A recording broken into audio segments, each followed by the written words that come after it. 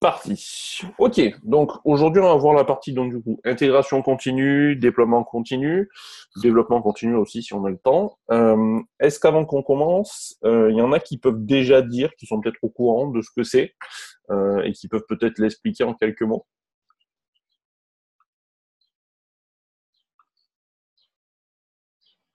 Non? Personne?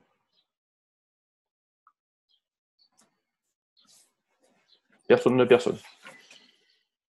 Là c'est la question, c'est la question piège pour tout le monde là. Oui, c'est peut-être les petites icônes qu'on voit sur les GitHub, là, où c'est écrit que le projet est en cours ou qu'il est déprécié. Alors ça, ce Est-ce sont que les ça a à voir avec... médailles de suivi, ouais, c'est ça en fait partie, mais c'est pas tout à fait ça. Non. Alors, c'est ce que tout le monde devrait faire. Oui, Aurélien, oui, c'est ce qu'on doit tous faire, mais c'est pas la question. Alors, je vais juste regarder si j'ai encore de la batterie sur le... Ça doit aller. Ok. C'est pas avoir C'est des tests avoir qui sont en permanence à chaque fois qu'on change du code. Bon, j'ai aucune idée, hein, c'est juste. Alors, c'est-à-dire, quand tu changes du code, Quand tu développes, en fait, avoir les tests qui sont en permanence lancés et qui te dit quand il y a un problème, ça pourrait en être ça. partie. C'est avoir le développement local et sur le serveur qui sont en fait bindés et qui sont actualisés en temps réel. En fait, quand on actualise quelque chose sur le local, c'est actualisé sur le serveur en temps réel. Ouais, donc ça va être la partie déploiement pour avoir ta mise à jour continue. Non, ça fait partie de la réponse, hein, mais c'est pas que ça. Non, dans votre vie de tous les jours, alors vous utilisez sûrement déjà sans le savoir, dans votre vie de tous les jours. Qu'est-ce que vous faites potentiellement tous les jours Ça a rapport avec le fait de rajouter petit à petit des fonctionnalités à quelque chose qui marche déjà? Oui, en partie. Alors, l'idée derrière l'intégration continue, le déploiement continu, le développement continu, il y a 3 approches là-dessus, et il y a autant de sous-branches, hein, il y a des façons différentes. L'idée, c'est que vous développez votre application, au fur et à mesure, vous ajoutez une fonctionnalité, et l'idée derrière, c'est que cette fonctionnalité ne fasse jamais planter votre application, en priorité. Et pour ça, on va utiliser notamment l'intégration continue, qui va vous permettre de lancer des tests en continu, qui va vous permettre de vous assurer que la qualité, les performances, les tests, ainsi de suite, continuent à passer, quoi qu'il se passe dans votre application. Donc ça, on le vérifie notamment avec TDD, qui est une approche pour faire les tests qu'on a vu il y a maintenant un mois, si je ne dis pas de bêtises. L'idée est toujours de mettre en place quelque chose sans casser l'existant et que ça ne crache jamais sur votre application en prod. Ça peut le cracher en dev. L'idée, c'est que ça ne prenne pas en prod. OK. Le déploiement continu, comme l'a dit Emilien, c'est l'idée d'avoir l'environnement de dev qui est synchronisé avec l'environnement de prod. Alors, c'est plus dans l'inverse. L'idée étant plutôt de dire je déploie de manière continue mon projet. C'est-à-dire que je développe une fonctionnalité, je m'assure que les tests passent. Si ça passe, je déploie. Tout simplement. Donc aujourd'hui, on a plusieurs systèmes pour déployer, hein, on verra ensemble. Et le développement continu, l'idée c'est de toujours développer une fonctionnalité, qu'elle passe toujours dans les tests et qu'elle soit toujours fonctionnelle et prête, et qu'on s'occupe nous-mêmes de la partie déploiement. C'est moins marrant que le déploiement continu, mais ça existe aussi. OK? Est-ce que déjà là-dessus, c'est clair? Alors là, c'est vulgarisé, hein, dans l'idée. Il y a un petit peu plus de contraintes derrière, mais là, c'est vulgarisé pour que tout le monde comprenne. OK? Donc l'intégration continue, vous devez tout le temps le mettre en place sur vos projets, c'est obligatoire, ça vous permet de suivre votre projet sur le long terme. Le déploiement continu, ce n'est pas obligatoire, vous n'êtes pas obligé de faire du déploiement continu, vous pouvez tout à fait vérifier que vos tests passent, que votre code fonctionne sans déployer automatiquement, vous pouvez le déployer vous-même, c'est moins fun, mais ça peut se faire. Et le développement continu, vous pouvez le mettre en place dès que vous avez un projet, il n'y a aucun souci là-dessus. OK? Clair pour tout le monde là-dessus? OK. En concret, Guillaume, c'est quoi qui est utilisé dans la majorité des boîtes? J'étais dessus. Pardon. C'est pour ça. De très fâche, j'arrive dessus. Donc, les outils pour ça. Donc, pour faire de l'intégration continue, du déploiement continu, on en a plusieurs. En priorité, potentiellement celui que vous allez le plus utiliser parce que c'est le plus rapide et potentiellement le plus facile à configurer, c'est Circle CI, donc qui vous permet de lancer vos tests, de déployer, de faire tout ce qui est coverage, ainsi de suite, en automatique sur vos projets. Donc ça, c'est entièrement gratuit. Il y a une offre payante qui se base sur un petit peu plus de containers Docker, mais vous pouvez tout à fait vous servir de l'offre gratuite. Vous avez en parallèle Travis CI, que certains ont déjà vu dans les cours, notamment sur les tests qui sont sur Open Classroom. On vous montre notamment Travis CI, puisque ça fait partie des systèmes les plus utilisés. C'est utilisé notamment pour déployer de gros projets, puisque vous avez les tests qui passent, ainsi de suite, ainsi de suite.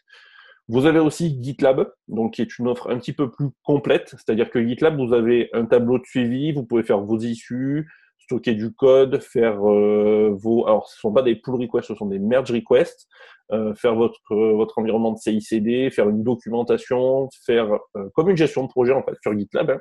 C'est utilisé par pas mal de grosses entreprises. Alors le gros souci de GitLab, c'est que vous avez une offre gratuite qui est hébergée sur gitlab.com, et ensuite vous avez une offre gratuite qu'il faut héberger sur un de vos serveurs. Donc c'est moins pratique, et potentiellement après vous avez l'offre payante, qui est là par contre très chère, on est sur 300-400 € par an, et là vous avez le contrôle absolu sur ce que vous faites, mais le problème de GitLab est là. C'est-à-dire que si vous voulez quelque chose de propre, il faut passer par votre propre serveur, et c'est moins pratique. OK ? En complément, vous avez aussi tout ce qui est suite Jira, donc notamment Bitbucket. Bitbucket, vous avez Jira aussi. Donc Bitbucket qui est l'équivalent de GitHub, donc qui vous permet de stocker du code, qui fait maintenant de l'intégration continue, donc notamment avec tout ce qui est pipelines. Donc pipelines qui va vous permettre de lancer vos tests, de vérifier vos codes, ainsi de suite. Vous avez Jira qui vous permet de suivre un petit peu comme un tableau de bord vos projets, un petit peu à l'équivalent de Trello. C'est basé sur le même principe. Et ensuite, vous avez tous les outils de suivi de qualité, donc Insight, Code.ci, CodeClimate, Blackfire pour les performances, ainsi de suite, ainsi de suite. L'intégration continue, c'est beaucoup de choses qui se mettent en place. Il y a beaucoup d'outils disponibles sur le marché aujourd'hui pour en faire. Hein. Je cite pas en plus ces outils personnalisés sur les serveurs de cloud, des choses comme ça. L'idée, c'est que vous choisissez celui qui vous convient le mieux, qui est potentiellement plus facile à mettre en place pour vous, et qui vous permet d'aller le plus vite. C'est sûr que si vous passez plus de temps à configurer votre outil qu'à vous en servir, techniquement, il n'y a aucun intérêt. OK ? Guillaume, en fait, je parlais pas trop des différents types d'outils qui permettaient de faire ça. Je voulais plus parler de. Tu disais qu'il y avait différentes branches, intégration continue, développement continu, etc. Oui. Je voulais savoir ce qui concrètement était le plus, enfin, ce qui était utilisé dans la majorité des entreprises en fait, de manière traditionnelle, quoi. Le déploiement, par exemple, est-ce que ça l'est vraiment ou est-ce que c'est généralement restreint à l'intégration? Tout ce qui est intégration continue, déploiement automatisé, c'est utilisé dans 90% des cas à peu près. Okay. Le développement continu est un petit peu moins utilisé, ça dépend du projet sur lequel tu travailles. Alors pour ceux qu'on va voir aujourd'hui, il y aura Circle et Travis, normalement sans problème. Si vous avez, alors il n'y a pas du tout de pub politique derrière, hein, c'est pas l'idée. Si vous avez lu sur le blog Symfony il y a quelques temps déjà, le site En Marche pour le président français actuel a été créé par Sencho Labs. Donc derrière, il y avait un système d'intégration continue et de développement continu, c'est-à-dire que le déploiement était automatisé, mais tout ce qui était chargement des données, déploiement des bases de données, ainsi de suite, était fait manuellement pour éviter les bugs, les crashs, ainsi de suite. Donc l'idée, c'est en fonction non, je fais pas de la politique. Pas du tout. Là-dessus, non. Mais c'est juste pour vous donner une idée. Là-dessus, l'idée était vraiment de dire on développe en continu, on déploie de manière à dire bon sur le serveur, on a toujours la dernière version à jour. Et tout ce qui était, alors pas la génération des assets, mais notamment pour la BDD, c'est expliqué sur le blog de Symfony, était géré de manière manuelle. Donc l'avantage, c'est que du coup, on savait à l'avance, Sencho Labs savait à l'avance ce qui se passait du coup sur le serveur et pouvait déployer la meilleure version sans forcément planter ce qui était en place. Donc c'est plutôt bien expliqué.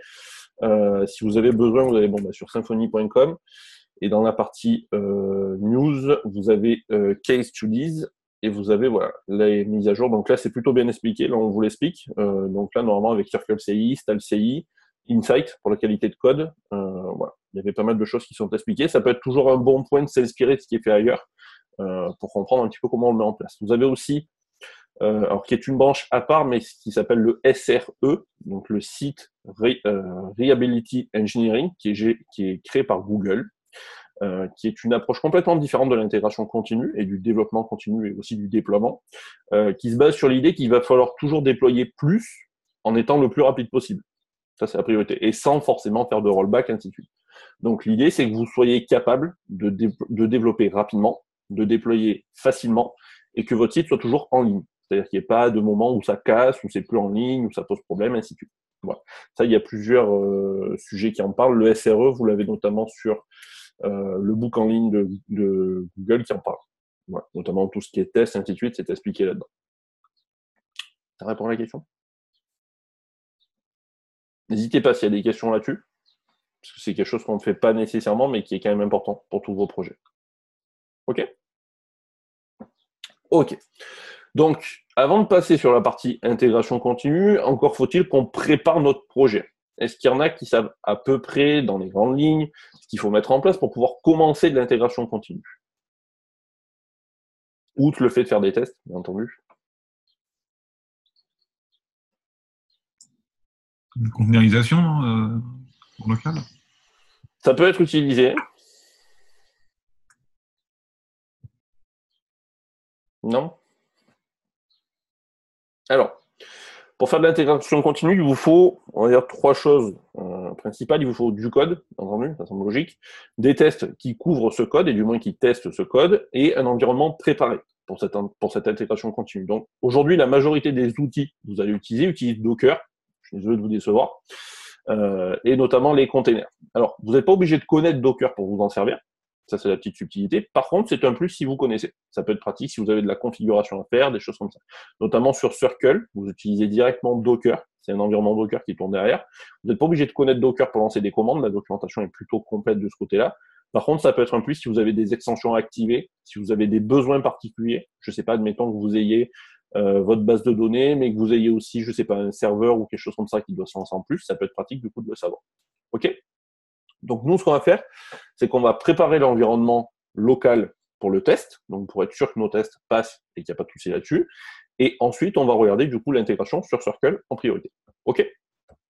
Donc, pour ça, j'ai le projet donc Skeleton qui était déjà hébergé du coup sur GitHub. Donc, on avait l'environnement classique pour Doctrine. Donc, ça, c'est notamment pour nos entités.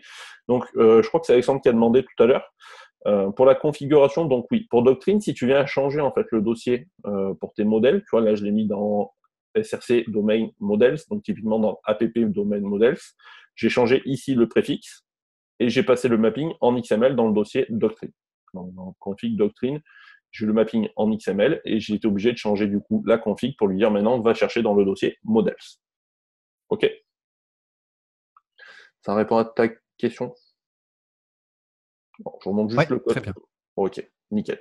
Donc, pour préparer l'environnement de test, sur Symfony, vous avez donc plusieurs approches. On l'a notamment dans le package. Donc ici, j'ai créé un fichier de Doctrine qui était déjà en place, mais qui n'était pas configuré sur la bonne version. Et j'ai mis en place PDO SQLite. Donc SQLite, est-ce qu'il y en a qui se rappellent un petit peu ce que c'est? Oui, c'est la base de données dans un fichier qui permet un chargement plus rapide. C'est ça. Pour les tests. C'est tout à fait ça. En environnement de test, vous ne vous servez pas d'une base de données MySQL ou PostgreSQL. Ça, c'est interdit. Ça prend des heures pour la mettre en place. Vous allez toujours être embêté par ce que vous allez mettre en place. Donc, c'est pour ça qu'on utilise SQLite, qui permet de tout gérer dans un fichier. Donc, c'est du textuel et du numérique qui est stocké. Donc, vous n'avez pas de système, vous attendez pas à des tableaux, des choses comme ça. C'est pas stocké de cette manière-là. L'avantage, c'est qu'ici, on va préparer l'environnement pour le passer en SQLite. Donc, j'ai déjà fait quelques configs, j'ai déjà créé les clés d'environnement, notamment le database URL test, qui n'était pas dans le point dist. Donc là, il n'était pas configuré. Je l'ai mis dans le point, je le mettrai tout à l'heure. L'idée ici, c'est que vous allez configurer dans le package test, Doctrine en priorité, pour qu'il se lance sur PDO SQLite, donc pour qu'il puisse se mettre en place là-dessus. Vous allez lui dire, bon, bah, je veux le bon driver, parce que par défaut, vous n'aurez pas de toute façon de base de données réelle. Vous lui passez la version, ainsi de suite, ainsi de suite. Ça, c'est de la configuration classique. Si vous avez besoin, il y a la documentation Symfony, il n'y a aucun souci là-dessus. Donc là, par défaut, j'ai déjà vérifié ma base de données. Normalement, je dois l'avoir quelque part par là. Voilà, ici. Donc j'ai lancé les tests en avance. J'ai aussi préparé la base de données. Donc vous voyez ici, je vais bien lancer ma base de données en environnement de test. Donc quand vous lancez une commande, vous pouvez tout à fait rajouter l'environnement. Donc ici, là, j'ai mis test pour la base de données pour vérifier que ça fonctionnait. PHP-UNI, je l'ai lancé une première fois. Donc là, si je le relance, il va me péter une erreur puisque j'ai des erreurs dans mes tests qu'on n'avait pas la dernière fois. Voilà. Donc là, j'ai des erreurs du coup dans mes tests. Donc là, ma base de données, elle est prête. Donc j'ai juste mis à jour mon phpunit.xml.dist pour pouvoir lui dire, bon ben ok, maintenant quand je vais préparer mon environnement, tu vas te servir de cette configuration-là pour lancer les tests. Donc, le phpunit.xml.dist, attention, quand vous lancez vos tests dans un environnement externe ou un environnement de test, c'est ce fichier-là qui est prioritaire. Donc, c'est sur celui-là que phpunit se base pour la configuration. Qui ne l'a pas déjà vu, ce fichier-là? Qui ne s'en est jamais servi? Tout le monde? Même ceux qui n'ont pas fait de test? Dites-le, je ne vous demanderai pas. J'en ai qui se sont déconfits. Non? Bon, le phpunit.xml.dist, vous avez, s'il y a besoin, je vais le passer ici, phpunit.de, et vous avez la configuration sur la documentation. Donc, je vais prendre la version anglaise. Et vous avez normalement la configuration qui est quelque part par là, voilà, le XML, le fichier de configuration XML, donc qui vous permet de définir un petit peu comment fonctionne phpunit quand il se lance. Donc ici, Symfony l'a installé par défaut. J'ai juste rajouté ceci pour qu'il puisse lancer les tests en environnement de test. Donc ça, c'est ce qu'il vous faut envoyer du coup sur vos environnements pour qu'ils puissent lancer les tests directement. OK? Est-ce que déjà là-dessus, il y a des questions? J'en profite. Non, vraiment pas? Ok, nickel. Donc là, j'ai mon environnement de test, donc je vais laisser mes tests plantés. Je veux juste les lancer une première fois dans un environnement. Donc nous, ce qu'on va faire, c'est qu'on va utiliser Circle. Donc Circle, il s'intègre avec votre GitHub directement. Donc vous n'avez pas besoin d'héberger le code à part. C'est pour ça qu'on l'a mis en plus sur GitHub. L'avantage, c'est que je vais mettre en environnement d'app, comme ça je serai intégré. Si on prend la documentation, alors vous avez toute une partie installation sur Circle, il n'y a aucun souci là-dessus. Vous prenez la documentation et vous faites celui-là, je crois de mémoire. Donc c'est un simple Hello World. Hein. L'idée c'est juste de vous montrer comment ça fonctionne. Voilà. Circle, il va se baser en fait sur un fichier .yml. Donc vous allez définir. Alors je sais, certains vont me dire ouais, mais du coup les indentations ça va péter. Je sais, malheureusement on n'a pas le choix. Circle, il se base sur un fichier YAML qui va être parsé à l'exécution, donc une fois que vous envoyez votre code, et en fonction de ce que vous définissez, il va lancer votre environnement. OK? Est-ce que jusque-là, c'est clair? N'hésitez pas si c'est flou. Hein. Guillaume, est-ce que tu peux préciser ce que c'est une DAP? Une DAP, tu as utilisé ce terme, non? Une DAP, D-A-P-P. Il me semble que tu as utilisé ça, je vais me mettre en environnement, je sais pas quoi tu as dit là. Non? Une DAP, non, ça me parle pas. Non, là, je l'ai mis en environnement de test. J'ai mis l'app en environnement de test. Ouais. D'accord. En fait, c'est. Autant pour moi, il me semblait t'avoir entendu dire, quand tu as cliqué sur l'onglet, quand tu étais dans Circle CI, tu as dit je vais cliquer là pour me mettre en environnement de. Ah oui, oui, non, Go to App, c'est parce que quand. Go to App, ok. Ouais, la première fois que vous arrivez sur Circle CI, par défaut, vous n'êtes pas connecté. Alors là, moi, j'ai l'avantage, je suis connecté, mais si vous n'êtes pas connecté, vous pouvez vous connecter avec votre compte GitHub, hein, c'est une authentification classique. Une fois que vous êtes connecté, vous avez Go to App, vous cliquez dessus et vous arrivez sur votre dashboard. Donc là, moi, par défaut, j'ai déjà des projets qui sont lancés. Bon, j'ai 2 phases là qui pètent en erreur, mais dans l'idée, voilà, il faut se connecter une première fois. Abus de langage de ma part. Et là, quand on arrive là-dessus, en fait, ça lance tous les tests ou Il va les lancer automatiquement. D'accord. L'idée ici, l'intégration continue, et c'est vraiment là-dessus qu'il faut qu'on appuie, c'est que vous ne lancez plus vos tests en local. Alors, vous allez toujours les lancer, puisqu'il va falloir que vous les vérifiez avant de les lancer sur le serveur, mais l'idée, c'est qu'une fois que vous les avez envoyés sur GitHub, Circle prend la main sur votre code et lance les tests pour vous. Donc, et j'imagine que du coup, quand ça plante, tu as un message qui t'est envoyé si jamais tu es en prod. Ouais, d'accord. L'idée ici, et là-dessus, tu fais bien d'appuyer, c'est que vous ne devez jamais déployer en prod une version qui plante. Ça c'est hyper important. Ouais. Le moindre test qui plante, que ce soit un warning, un risque, un failure, un échec, vous ne déployez pas. Ça, c'est hyper important. Circle permet de définir des règles de déploiement, c'est-à-dire de dire si j'ai un test qui plante, je ne déploie pas. On peut le définir. L'idée, c'est véritablement ça. Dès que vous avez la moindre erreur, vous ne déployez pas. Alors, logiquement, si vous faites attention à votre code, vous ne devriez pas avoir d'erreur, mais ça peut arriver.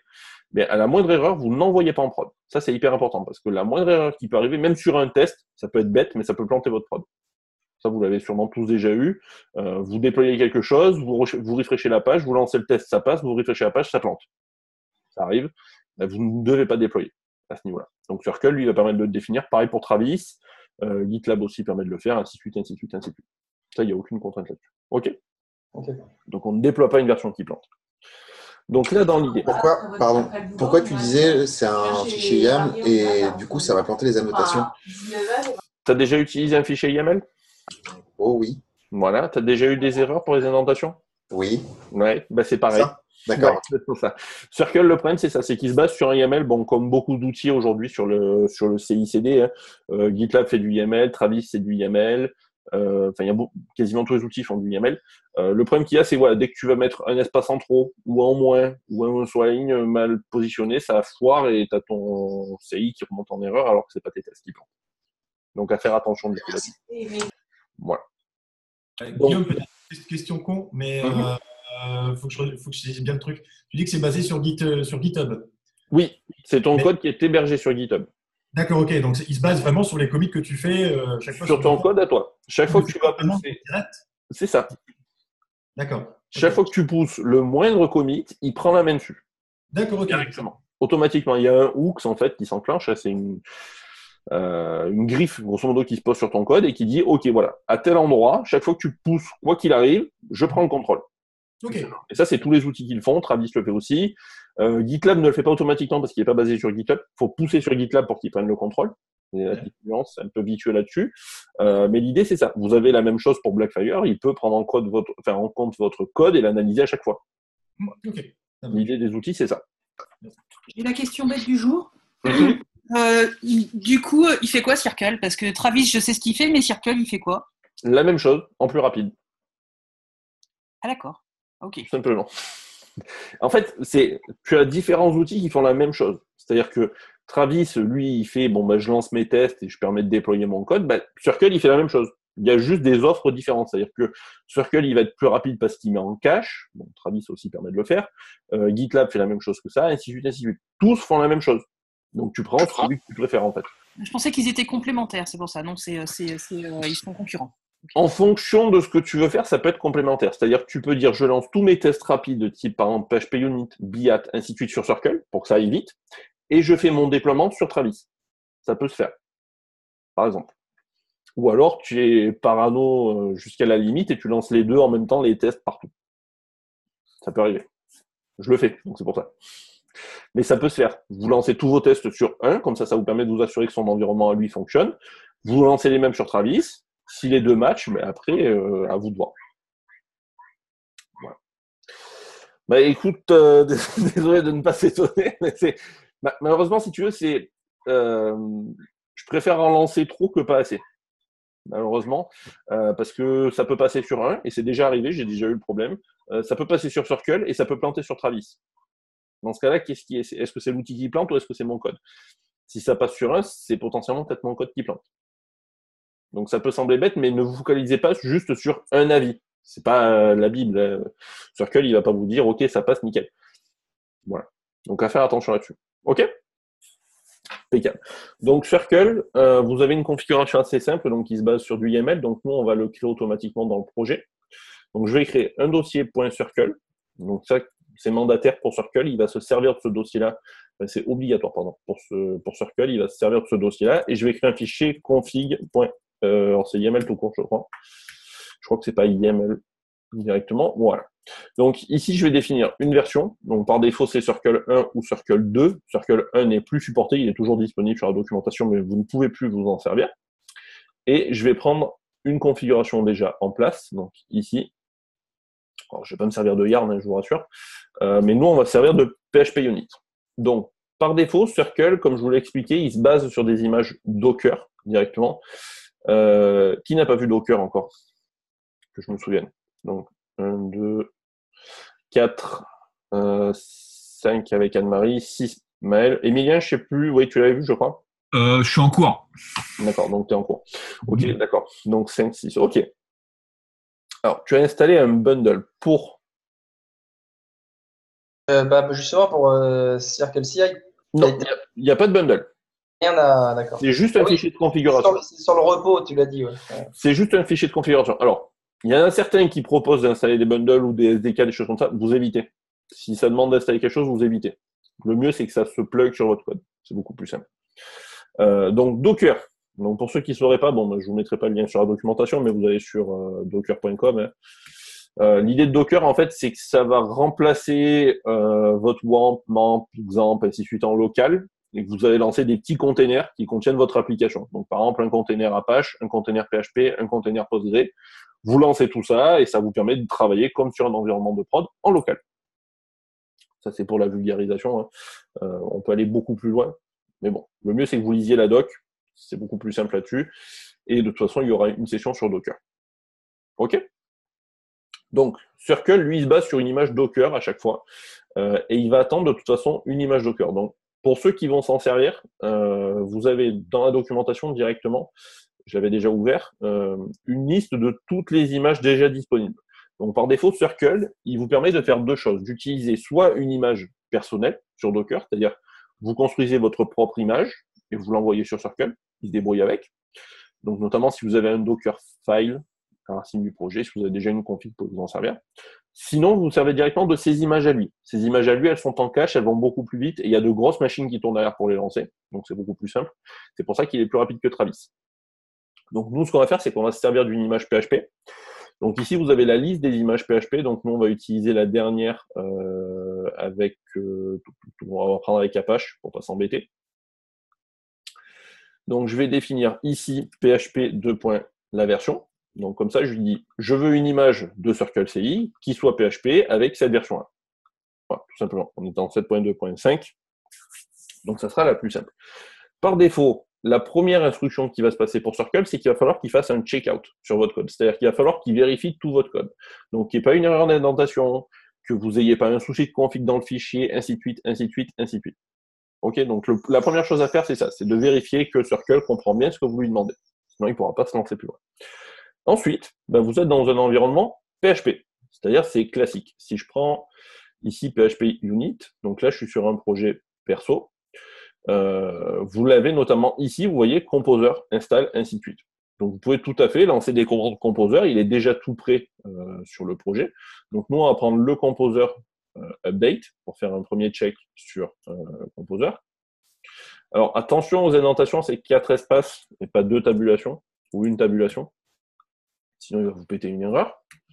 Donc là, on va avoir préparé, du coup, Circle sur la partie Composer. Donc, ensuite, on va se servir, du coup, de l'autoload. Donc, on va installer et run un autoload. Donc, pour lui dire, OK, maintenant, tu peux lancer les dépendances du projet directement. Donc, je vais juste, par contre, le mettre en place là-dessus. Hop, voilà. Donc, une fois qu'on a ça, vous avez la base pour un projet PHP. C'est-à-dire que vous avez mis à jour Composer. Vous avez installé toutes vos dépendances, donc ça c'est plutôt pratique, et vous avez dumpé l'autoload. Donc comme ça, l'avantage c'est que vos tests vont s'exécuter beaucoup plus vite, puisque vous aurez un autoload optimisé. Donc à partir d'ici, on va pouvoir lancer toutes nos commandes. Donc vous avez accès à votre bin/console, vous avez accès à votre bin/phpunit, vous avez accès à votre vendor/bin/phpunit, tout, même les BIAT. Qui utilise BIAT? Non, je sais que Michael est dessus et qu'il perd des cheveux. Mais qui en a déjà fait? BIAT, j'entends. On va avoir un cours d'Aurélien normalement cette semaine là-dessus. En plus. Donc normalement, ça devrait tous vous aider à vous lancer dessus. Bon, l'idée de BIAT, c'est d'avoir des tests end-to-end, donc c'est du fonctionnel. Là, sur PHPUnit, on va se concentrer sur ceux qu'on avait déjà définis. Mais vous pouvez lancer tous vos outils PHP, il n'y a pas de souci. Si vous avez PHP Spec, vous pouvez le lancer, PHPUnit, BIAT, ainsi de suite, ainsi de suite. OK? Donc, ici, on a notre configuration, donc on va pouvoir lancer directement, et je les ai ici, notre base de données, nos schémas, ainsi de suite. Donc là, vous êtes sur votre environnement projet. Donc vous pouvez faire bin, console, doctrine database, create en environnement de test. Donc là, ça sera SQLite. On va lancer aussi la même console pour le schéma, donc en env de test, pas texte, test. Et ici, alors normalement, je l'ai dans le dossier bin, ouais, j'ai PHPUnit, donc on va pouvoir lancer run /bin. Donc là, ce sont vos consoles PHP. Il n'y a aucune différence là-dessus. PHPUnit-v pour avoir le coverage qui va s'afficher. Et nous, on ne veut pas lancer le groupe Blackfire parce que sinon, ça va planter des erreurs comme on a vu la semaine dernière. Donc là, vous avez une configuration classique pour lancer un build sur Circle. Est-ce qu'il y en a déjà sur ceux qui voient, alors à part le cache, est-ce qu'il y en a qui comprennent déjà les commandes PHP que j'ai mis en place?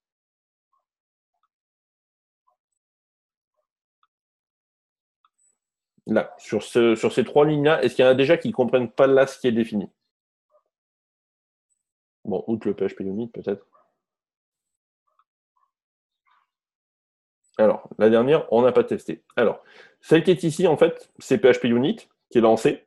-V, donc ça, c'est pour avoir la sortie verbose, c'est-à-dire qu'il va te dire les petits points pour te dire les tests. Il va te donner le coverage en sortie. Circle, par défaut, installe Xdebug sur votre environnement, donc vous avez le coverage qui s'affiche. Et on exclut le groupe Blackfire. Donc ça, c'est les tests qu'on a définis la semaine dernière avec Blackfire. Donc on ne veut pas lancer les tests Blackfire parce qu'on ne va pas lui donner les identifiants pour le lancer. Donc c'est pour ça. Mais c'est juste un PHP Unit. Il n'y a rien de différent là-dessus. OK.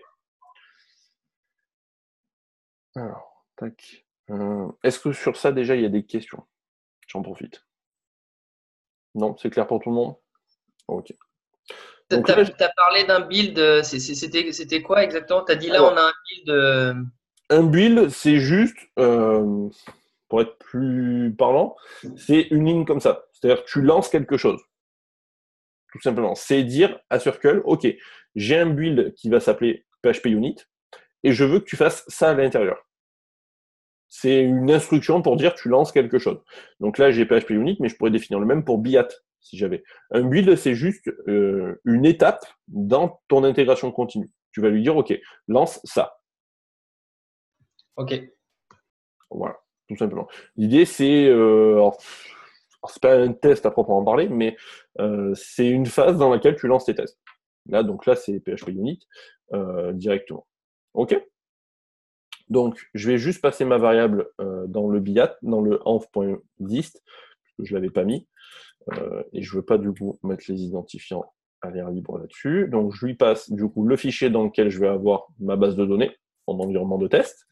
Donc, ce fichier-là, lui, va être copié du coup sur mon repository directement, et je vais pouvoir m'en servir. Donc, logiquement, là, je l'ai ici. Donc là, j'ai ma mise à jour. Git statut. Donc là, je vais faire mon commit pour mettre en place mon intégration. Donc git commit, je vais l'appeler CI, donc on va appeler Circle par exemple. Start on PHP Unit build. Quelque chose comme ça. Donc je vais le lancer du coup sur mon repository, ça vous avez l'habitude. Hein. Il n'y a pas de là-dessus, je ne vous refais pas un cours sur Git, normalement ça ne devrait pas poser de problème. Donc là, je vais pusher du coup sur mon repository et maintenant, je vais pouvoir dire dans mon espace Circle, je veux ajouter un projet. Donc pour ça, je vais pouvoir le récupérer du coup directement sur mon repository. Donc là, il a accès à mon repository Git. Hein. Il vous faut faire la relation sur le GitHub directement pour pouvoir l'appeler. Donc il est ici. Donc je vais faire Setup Project. Par défaut, c'est Linux. Mon environnement. Donc vous avez... Alors, Circle peut lancer tout environnement Linux, donc typiquement tous les langages de programmation sauf Apple. Merci.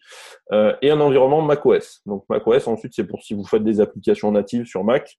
Vous pouvez le faire aussi, mais normalement, vous ne le voyez pas dans le parcours. Donc, votre système d'opération, par défaut, c'est toujours Linux. Ensuite, le langage. Donc, vous pouvez faire du Node, du Go, du Ruby, ainsi de suite. Vous faites ce que vous voulez avec. Donc, moi, c'est PHP. Donc, je vais le lancer directement ici, s'il veut bien. Voilà. Nickel. Donc là, il va se lancer sur master. Je vais recevoir une notification pour me dire que j'ai reçu un nouveau plug là-dessus. Donc, c'est-à-dire que mon projet, maintenant, si on va sur GitHub, normalement, il est pris en compte automatiquement.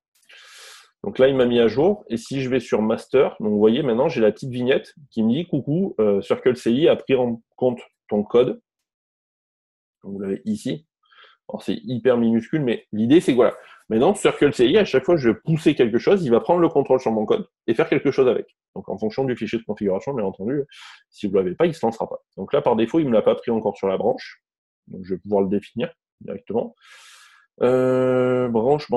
Où est-ce que je l'ai vu? Build environment. Donc là, il est défini. Non, c'est pas celui-là. Alors, normalement, il est censé me le prendre automatiquement. Donc, Symfony, il est là. Et donc, logiquement, si je fais Settings, normalement, il doit y être. Tac. Alors, normalement, il est censé se pousser automatiquement. Donc là, il a pris master, donc il a dû prendre la première branche. Donc ce qu'on va faire, c'est qu'on va faire une petite modification rapide pour avoir donc du coup l'appel là-dessus. Donc on va faire juste ici, par exemple, un run echo hello world, juste pour avoir l'idée. Je vais relancer mon terminal. Je refais un petit commit, juste pour lui dire, bon, je mets en place. Fix on run command. Et normalement, il devrait me prendre en compte la branche CICD. Donc là, et si je retourne ici, voilà. Donc là, il m'a lancé, vous voyez, mon environnement automatique. Donc si je vais sur mon commit, par exemple, de ma branche CICD, là, je refresh, vous voyez, là, mon circle, du coup, il m'a pris en compte, enfin, il a été pris en compte, du coup, pour lancer les tests. Donc si je vais sur circle, là, je suis dans mon build, directement. Or, Circle n'appelle pas ça directement un build, il appelle la build directement. Donc là, vous voyez, là, j'ai un build Circle CI qui s'est lancé directement. Donc, vous voyez, il met en place tout ce que je lui ai défini dans le fichier, directement. Et normalement, j'ai dû perdre la moitié de l'équipe. Est-ce qu'il y a des questions sur ce que... J'en ai qui se sont décolorés complètement. Oui, j'ai une petite question. Quand tu fais tes commits, tu mets CI Circle. Est-ce que c'est une convention qu'il faut appliquer ou Alors, c'est pas une convention que tu es obligé d'appliquer, c'est les conventions Angular. Pour les noms de commits, ainsi de suite, vous faites comme vous voulez, le tout c'est que ce soit en anglais. Moi, je le définis comme ça, pour que ce soit plus parlant, tout simplement. Pour les conventions, si tu vas sur... Alors là, en plus, il m'a pété une erreur, voilà. Si tu vas sur GitHub et que tu cherches, je crois que c'est sur Angular, directement. Voilà, il est là. Et tu vas sur code... je crois que c'est contributing... Et c'est voilà, commit message. Et donc, Angular, pardon, donc Google, tu vois, définit des structures pour les commits. Donc, on s'est basé dessus directement, mais tu définis ce que tu veux. Le tout, c'est que ce soit en anglais. Donc là, tu vois, tu as CI, notamment pour tout ce qui est configuration d'intégration continue. Okay. D'accord, merci. Voilà. Si vous n'avez pas besoin, vous prenez ce que vous voulez, hein, vous l'appelez, je sais pas, add new configuration for PHP par exemple. Ça fait très très bien. OK. Donc, mon Circle CI, ici, il est en erreur. Donc, il me dit, bon, ben voilà, il y a un souci. Donc là, voilà, j'ai un souci. Donc là, il ne m'a pas pris la bonne configuration. En plus, pour mon... Ah, donc là, la configuration, normalement. Donc là, il n'a pas la configuration. Donc là, vous voyez, il me dit, bon, ben ok, voilà. Par défaut, toi, tu attends bon, ben, 7.1.3. Donc ça, c'est mon environnement composer. Et moi, par contre, bah, par défaut, j'ai lancé l'environnement 5.6.17. Donc, par défaut, c'est pour ça qu'il n'arrive pas, du coup, à lancer les tests. Donc là, je vais pouvoir, du coup, regarder directement. Donc là, c'est sur la branche Session CICD. Donc, logiquement, bah, j'avais la bonne version. Pourquoi il ne m'a pas pris celle-là? Image Docker. Elle était... Non, la version était bonne. Checkout, donc ça, j'ai la bonne version. Alors, c'est peut-être parce qu'il n'a pas chargé la version. Non, je vais juste voir, peut-être de prendre celle-là directement. Peut-être parce qu'il n'a pas trouvé la version. Hop. Voilà. Donc, je vais essayer de lancer celle-là, du coup. Donc, je vais faire git add.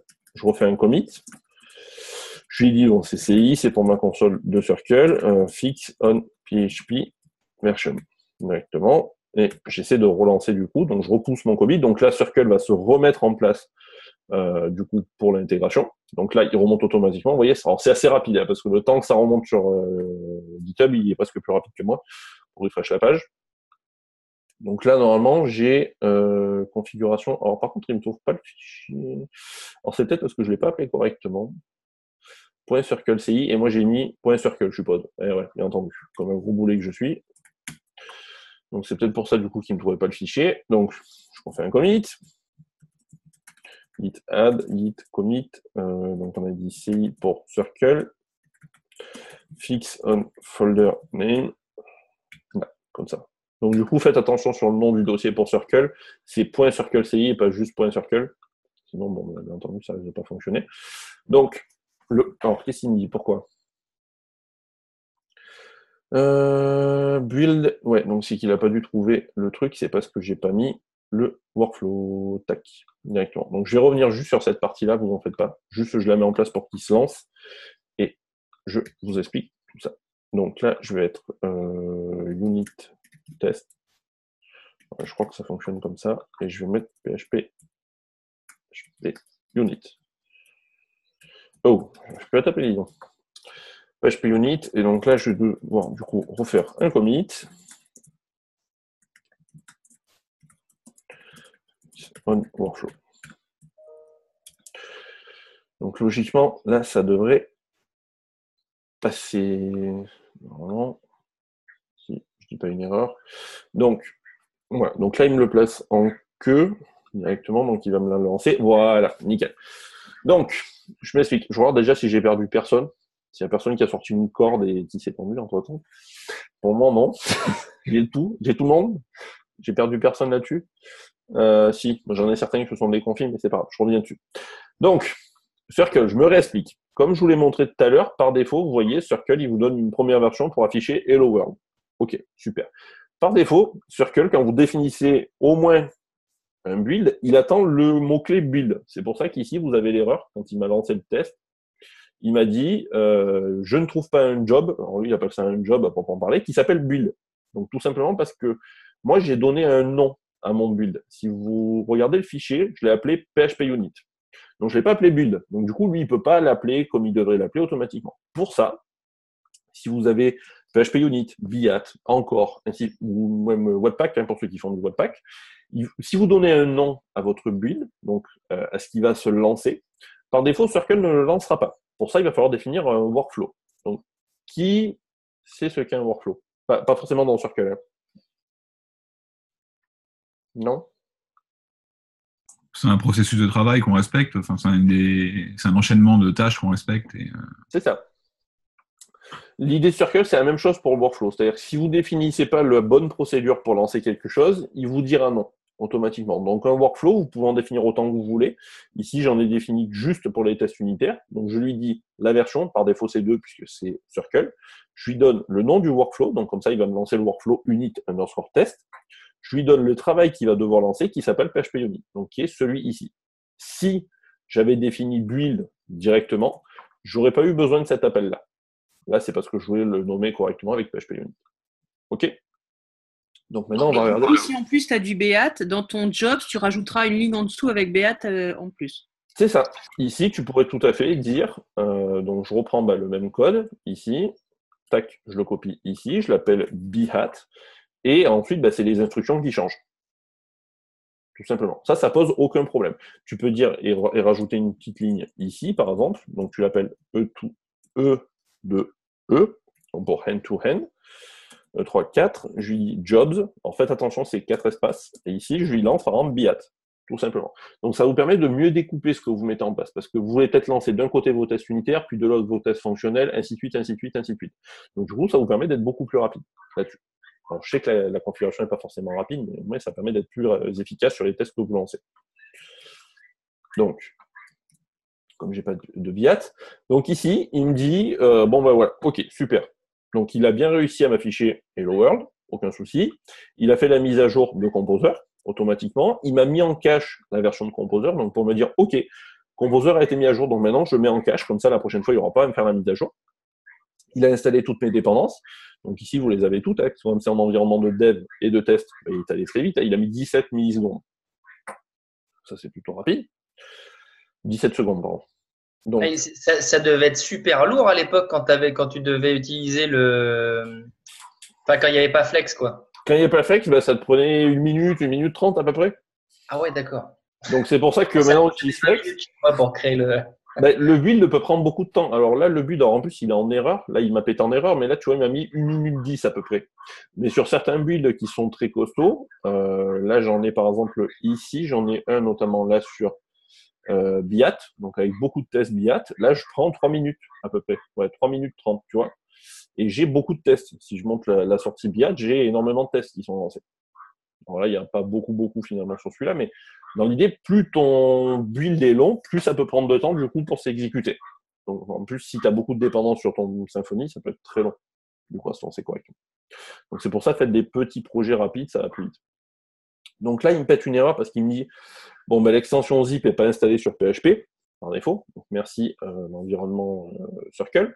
Donc pour ça, là, je vais le faire avec Docker, mais il y a juste le Docker PHP Ext que je recherche. Docker, voilà, il est là. Donc, quand il vous pète une erreur sur une extension, alors il va falloir regarder Docker malheureusement, mais là, je le fais ici directement. Donc comme ça, je vais installer l'extension zip, donc qui va me permettre du coup de lancer mes tests. Parce que là, PHP Unit, lui, il demande zip pour pouvoir dézipper les fichiers. Donc du coup, j'en ai besoin pour pouvoir les lancer. Donc ici, on peut le voir, il m'a bien créé ma base de données. Il m'a bien créé ma base de données, enfin, il m'a créé ma base de données et le schéma qui va avec. Donc là, je vais pouvoir du coup lancer mes tests. Donc directement, je refais un commit, circle, zip extensions, install. Donc, je ne suis pas hyper inspiré sur le nom des commits, mais dans l'idée, voilà. Donc là, il me lance mon commit en ligne, il me le met à jour. Donc là, on est tout bon. Et normalement, sur Circle, il devrait se relancer automatiquement. Voilà. Donc sur Circle, par défaut, c'est un job après l'autre. Parce que par défaut, là, vous n'avez qu'un seul container qui est activé. Si vous avez besoin d'aller plus vite, c'est-à-dire si vous avez un commit qui est lancé, mais que dans votre fichier de configuration, vous avez plusieurs clés, vous pouvez demander à Circle à ce qu'il vous alloue plusieurs containers, donc plusieurs Docker, pour pouvoir lancer vos builds directement. Donc ça va plus vite. L'avantage, c'est que du coup, vous n'attendrez pas que le build 1 se lance pour que le build 2 se lance aussi, ainsi de suite. Ça, on reviendra dessus. Donc là, il va me relancer du coup mon test, donc il me retélécharge l'image PHP, ainsi de suite, il me remet le tout en place. Donc on peut voir la configuration, c'est celle que j'ai donnée, il n'y a pas de souci là-dessus. Et donc là, il me dit, zlib est en erreur. Donc ça, c'est pour l'extension de l'extension zip. Alors, pourquoi il me plante une erreur là-dessus? C'est peut-être parce qu'il n'a pas la clé sur le... Ah oui, la 2.4, elle ne doit pas l'avoir. Donc, je vais juste changer du coup la version. Voilà, 2.3. Alors, il y a certaines versions comme ça qui n'ont pas encore les extensions. Et après, je vais regarder du coup sur Travis. Hop, comme ça. Là. Là, ça devrait passer du coup, puisque j'ai la même config sur l'autre projet, et ça passe sans problème. Ok, alors est-ce que je l'ai bien commit? Ouais, je l'ai commit. Voilà. Donc là, il m'a lancé le test, du coup. Donc on va pouvoir voir de suite s'il ne me plante pas une erreur sur la version. Donc, toujours dans mes commits. Donc là, maintenant, il vous le dit, il y a une erreur. Donc ça peut être pratique, du coup, quand vous faites, par exemple, votre P8, notamment pour l'audit. Ça vous permet de suivre le suivi là-dessus. Sur P6 aussi, P7. Donc ça peut être plutôt pratique. Ça vous permet de voir, du coup, ce qui plante, et ce qui passe ou ce qui passe pas, du coup, sur vos projets. Donc notamment quand vous récupérez P8, le premier audit, vous pouvez vous en servir, vous lancez un environnement Circle, vous essayez de voir s'il y a quelque chose qui plante, il vous le dira automatiquement. Donc là, normalement... Mais le but, c'est pas de le lancer déjà de toute façon sur sa propre bécane avant de committer? Si. Donc normalement, ça permet de le relancer. Normalement, ça doit passer crème de toute façon. Oui, mais au moins ça te permet de t'assurer que ça passe partout. Ça peut passer sur ta machine parce que tu as un environnement tout prêt, bien propre, bien joli, mais ça peut ne pas passer sur cet environnement-là. Donc du coup, autant l'utiliser dans deux environnements séparés. Bien sûr. Donc là, alors il me pète toujours l'erreur sur l'environnement. Non, pourtant je l'ai bien. Apache Node Browser, donc non, je l'ai bien. Pourquoi il n'a pas envie? Alors je récupère juste Apache Node Browser, donc il est là. Et moi je l'installe. Ah oui, mais parce qu'il lui faut celui-là, voilà, c'est pour ça. Merci Circle, trop super. Là. Voilà, là ça devrait passer. Parce qu'il lui manquait une librairie. Alors ça c'est merci Linux, hein, pas moi. Merci Linux pour cette simplicité d'installation. Zip lib. Hop, voilà. Donc là c'est en place. Donc là il va se lancer. Donc voilà. Et sur Circle, normalement cette fois-ci, ça devrait plus planter, au moins sur l'extension. Donc là, le temps qu'il me lance Circle, on va parler de Travis, donc qui est un autre outil de CI. Donc vous pouvez vous servir que de Circle, hein, ça pose pas de problème. C'est plus pratique si vous êtes à l'aise avec Linux. Vous l'avez remarqué, ceux qui ne sont pas à l'aise avec Linux, hein, ont du mal, ça peut poser problème. Travis est un petit peu plus facile. Vous avez une documentation qui est un chouïa plus parlante. Donc si je vous montre juste la documentation de Travis, donc pour ceux notamment qui n'ont pas encore vu le projet, vous avez la version PHP. Donc, un fichier Travis, ça ressemble à ça. Donc, vous lui donnez le langage à exécuter, les versions sur lesquelles vous voulez exécuter le code, et ensuite, il faut lui donner les instructions à proprement parler. Donc, pour vous montrer un exemple, sur un projet qui est déjà prêt, je l'ai, point Travis, il est où? Dommage que j'ai pas CTRL F. Là. Bon, voilà. Donc là, ici, j'ai mon langage PHP, ma version de PHP, donc par défaut 7.2, puisque comme je suis sur Flex et que j'ai les dernières versions, bah, je peux pas utiliser 7.1, ça passe plus. Je peux lui demander d'utiliser Docker. C'est pas obligatoire, là, c'est parce que j'ai besoin d'outils en plus, donc du coup, je m'en sers. Vous y définissez ensuite les instructions. Donc ici, j'ai un before script, donc ça, c'est avant qu'il exécute les scripts à proprement parler. Donc, je peux utiliser Composer, je peux copier mes fichiers, je peux copier mon PHP unit, ainsi de suite. Les scripts en eux-mêmes, donc par défaut, ce dont il a besoin pour s'exécuter. Et si je veux les notifications par email, Travis va vous signaler par email comment s'est passé le build. Circle, lui, il vous dira rien du tout. Il peut vous faire une notification sur le navigateur en fonction de celui que vous avez. Mais par défaut, il vous le notifie par mail. Ce que Circle ne fait pas. C'est-à-dire que Circle, il s'en fiche. Lui, il va vous dire, voilà, vous voyez, là, ça a planté, il ne m'a pas envoyé d'email. OK. Donc, là, sur Circle, j'ai mon build qui a pété, du moins qui a éclaté, parce que j'ai des erreurs dans mes tests. Donc là, vous voyez, j'ai des erreurs dans mes appels. Donc ça, c'est les erreurs qu'on avait déjà la semaine dernière, qui posent problème notamment sur l'objet article. J'ai une méthode getArticle qui n'existe pas. Donc là, il m'a bien installé mes dépendances. On voit bien du coup la base de données, ainsi de suite, ainsi de suite. Le souci, c'est que mes tests plantent. Donc, typiquement, si vous aviez PHP Unit, BIAT, ainsi de suite, l'avantage qu'il y a, c'est que dès que PHP Unit va planter, vous ne pourrez pas lancer le reste. Donc, ça, c'est plutôt pratique. Vous voyez, là, il vous le sort en rouge directement. Il vous dit, bon, bah, j'ai pris 1 minute, ça a posé souci. Et maintenant, bah, tu ne peux pas aller plus loin. Directement. Donc là, ça a planté. Donc là, il ne vous a pas affiché en plus le. Pourtant, j'avais mis le V pour la sortie en coverage. Alors, c'est peut-être parce qu'il n'avait pas les accès sur le fichier, donc c'est pour ça qu'il l'a pas mis. Mais là, il vous dit, du coup, bah voilà, mes erreurs, donc potentiellement, si vous les avez lancées en local, comme le disait Carole, bah, du coup, vous savez déjà que ça plante, mais l'avantage, c'est que du coup, ça vous permet aussi de le vérifier en environnement séparé, donc en dehors de votre machine. Hein.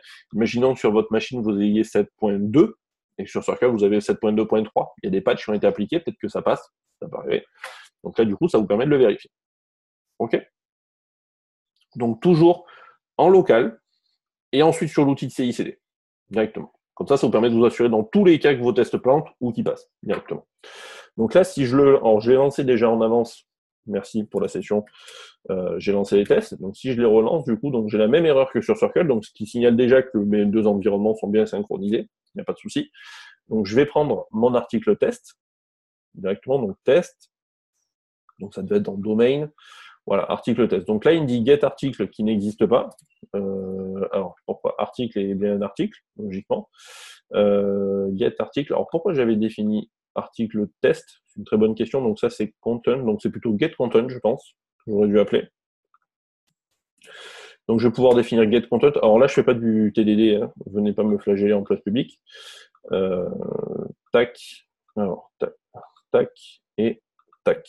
Get content. Voilà. Donc là, typiquement, déjà, ça devrait passer un petit peu mieux. Si je relance mes tests en local, donc j'ai déjà un petit peu moins d'erreurs. J'en ai eu juste une, je crois, sur le typage. Je crois qu'on avait bloqué le typage. Voilà.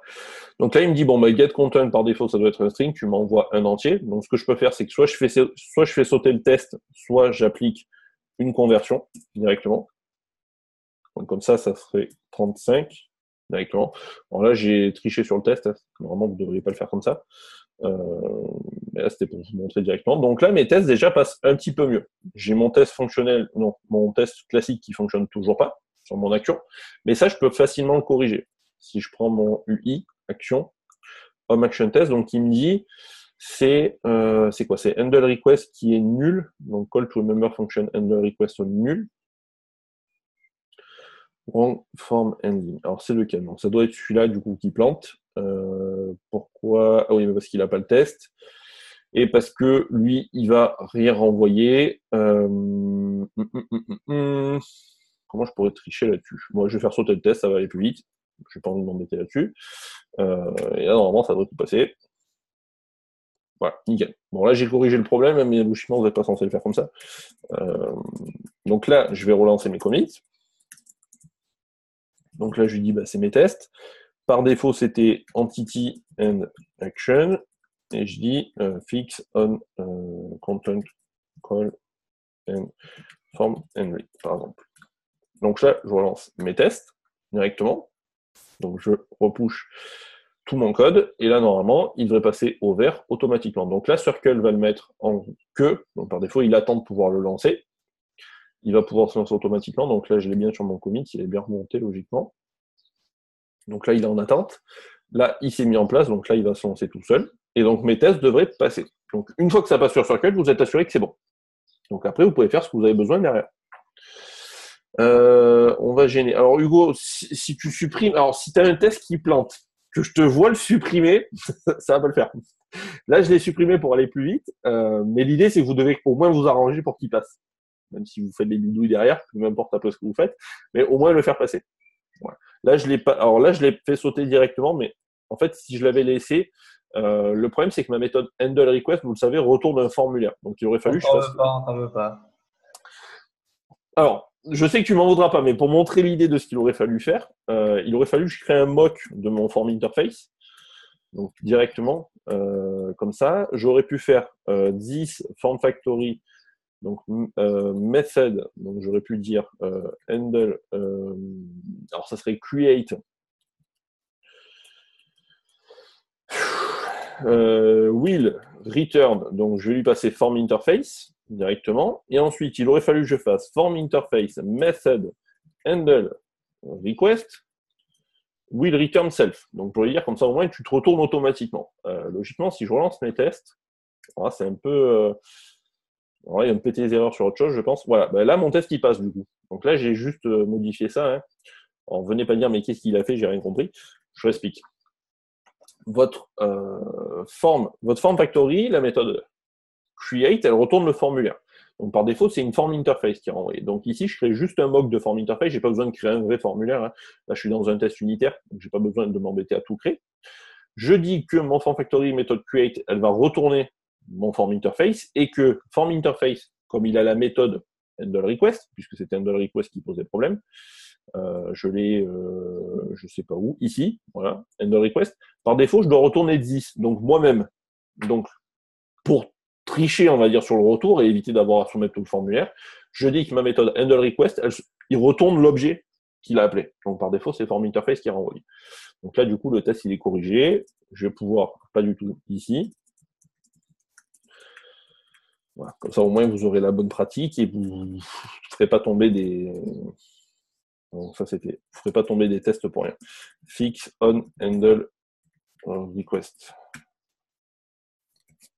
Voilà. Et là, Circle, il doit être en succès. Voilà. Donc là, Circle, il est passé. Donc là, mon test, mon build, il est bon. Et on voit, ok, alors là, il m'a pris 16 secondes pour le lancer. C'est le temps complet d'exécution parce qu'en plus, j'ai l'installation des dépendances PHP Unit. Mais j'ai tous mes tests qui passent. Donc là, logiquement, si je réexécute mon build, il va passer. Donc là, il va se réexécuter. Mais dans l'idée, voilà, cherchez toujours à ce que tous vos tests passent. Alors, essayez pas de tricher, comme je l'ai montré, pour dire super, mon test passe. C'est pas une bonne pratique, mais faites toujours en sorte de faire, si vous faites du TDD, ils passeront toujours, c'est l'avantage, mais faites toujours en sorte que tous vos tests passent. Vous ne devez pas aller plus loin tant que vos tests ne passent pas. Ok ?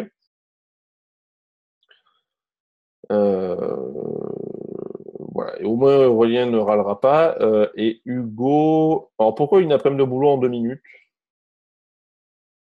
Parce que tu as eu le problème sur les handle request ? Ouais, non, mais c'est juste le mock là. Je pense que ça me prendrait une après-midi à faire le return self. Alors, ce que tu aurais pu faire, alors là je l'ai montré rapidement, comme j'ai fait form interface, donc je crée mon mock.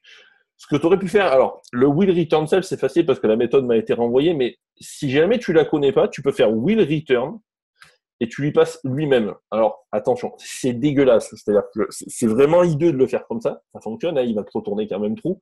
Si je relance mon test, il devrait repasser nickel. Là, je le relance, normalement, ça devrait passer. Voilà. Donc là, il passe pareil. Le truc, c'est que comme tu as une méthode will return self, il faut toujours, et ça c'est valable pour tout le monde, il faut toujours que vous vous demandiez qu'est-ce que retourne ma méthode. D'accord ? Donc là, handle request, on a vu que déjà, je ne pouvais pas l'appeler parce que j'étais sur nul. Voilà. Ici, j'avais un call to a member function handle request on nul. Donc, c'est-à-dire que j'appelais ma méthode handle request sur quelque chose qui était nul. Donc, c'est-à-dire que déjà, j'avais pas l'objet du formulaire qui avait été créé. Donc, je crée mon form interface. Donc, je dis, OK, super, je récupère un form interface. Et ensuite, comme form interface a déjà la méthode endRequest, je lui dis, je me retourne moi-même. Parce que c'est ce qu'elle fait, en fait. EndRequest, vous voyez, si vous regardez la signature, elle se return elle-même. C'est pareil pour Submit, il se retourne lui-même. Donc, l'avantage, c'est que lisez toujours l'API de votre code. Ça, c'est une API, ce que vous lisez là. C'est pas une API REST, c'est une API. Lisez toujours le code en lui-même pour essayer de comprendre ce qu'il renvoie et ensuite appliquez-le dans votre test, tout simplement. Alors, je sais que ça peut sembler un peu con, mais dans l'idée, essayez toujours de vous dire qu'est-ce que je dois renvoyer. Et en fonction de ce que vous devez renvoyer, vous appelez les mocks en question. Voilà. Mais ça ne vient pas naturellement. Il faut lire la doc, il faut lire la méthode, ainsi de suite. J'ai pas dit que ça venait tout seul. C'est pas le but. Là, je l'ai fait parce que bon. Faut lire la doc, hein. Fait chier. Hein. Si t'aimes pas la doc, excuse-moi de le dire, c'est pas fait pour être développeur. Ça, là-dessus, sur la doc, malheureusement, vous n'avez pas trop le choix. Alors là encore, vous avez de la chance, la doc de PHP Unit, elle a été refaite en plus. Elle a été remise en page, si vous la regardez, alors je sais pas où je l'ai mise. Vous voyez, par exemple, le test doubles, donc ça c'est pour tout ce qui est mock, elle est quand même vachement plus lisible comme ça. Je veux dire, vous avez des beaux exemples, c'est bien documenté, c'est bien mis en place et tout. Pour ceux qui avaient sur l'ancienne version, je pense que vous vous rappelez tous la monstruosité que c'était pour la lire. Voilà. Donc là, vous avez de la chance, elle est à jour. Symfony, c'est pareil, elle est assez propre quand même, elle est assez lisible. Bon, PHP, peut-être pas, je vous l'accorde, mais bon. Ça, après, c'est un point de vue. Voilà. Donc ça, là-dessus, voilà, tous vos tests. Donc là, en plus, il passe sur Circle. Hein. Voilà, là, il m'a mis un petit bouton vert. Si vous êtes sur Chrome, vous avez possibilité de recevoir les notifications directement dans le navigateur pour vous dire OK, le build est passé ou il n'est pas passé. Là, c'est parce que je suis en mode ne pas déranger, donc du coup, il ne s'affiche pas, mais vous pouvez les avoir. Donc là, mes tests sont passés. Donc maintenant, je peux faire la même chose pour Travis. Donc, ça va être grosso modo la même idée. Hein. Je crée un fichier .travis.yml directement. Ici. Oui, mais toi, tu ne veux pas te mettre à jour tout seul. Merci. Je prends mon PHP, je lui lance. Alors, je lui lance comme ça. Donc là, je lui dis, j'ai pas besoin de Docker, parce que par défaut, de toute façon, j'ai pas de BDD. Ça, j'en ai pas besoin. J'ai juste besoin d'installer ça et ça. Et Biat, j'en ai pas besoin. Voilà. Donc là, j'ai mes clés de configuration Travis. Donc Travis, lui, il a juste un truc en plus, c'est qu'il faut lui rajouter le repository comme sur Circle. C'est un petit peu moins parlant. Donc, tick, il doit être ici.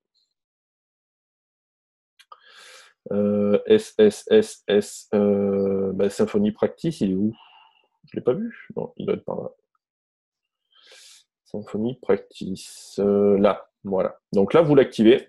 Donc comme ça, il va vous faire remonter l'environnement sur Travis. Tu veux pas m'afficher celui que je viens de faire remonter là? Si, voilà. Donc là, par défaut, comme il n'y a pas de fichier, il n'y avait pas de fichier de configuration, il n'a pas pu lancer le build. Donc ce que je vais faire, c'est que je vais directement du coup lui en donner un. Comme ça, c'est en place. Donc git statut, donc c'est toujours de l'ACI. Donc là, c'est Travis cette fois-ci. Start on configuration.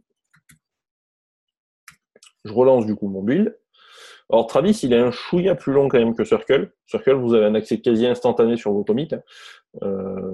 Travis, c'est un chouïa plus long.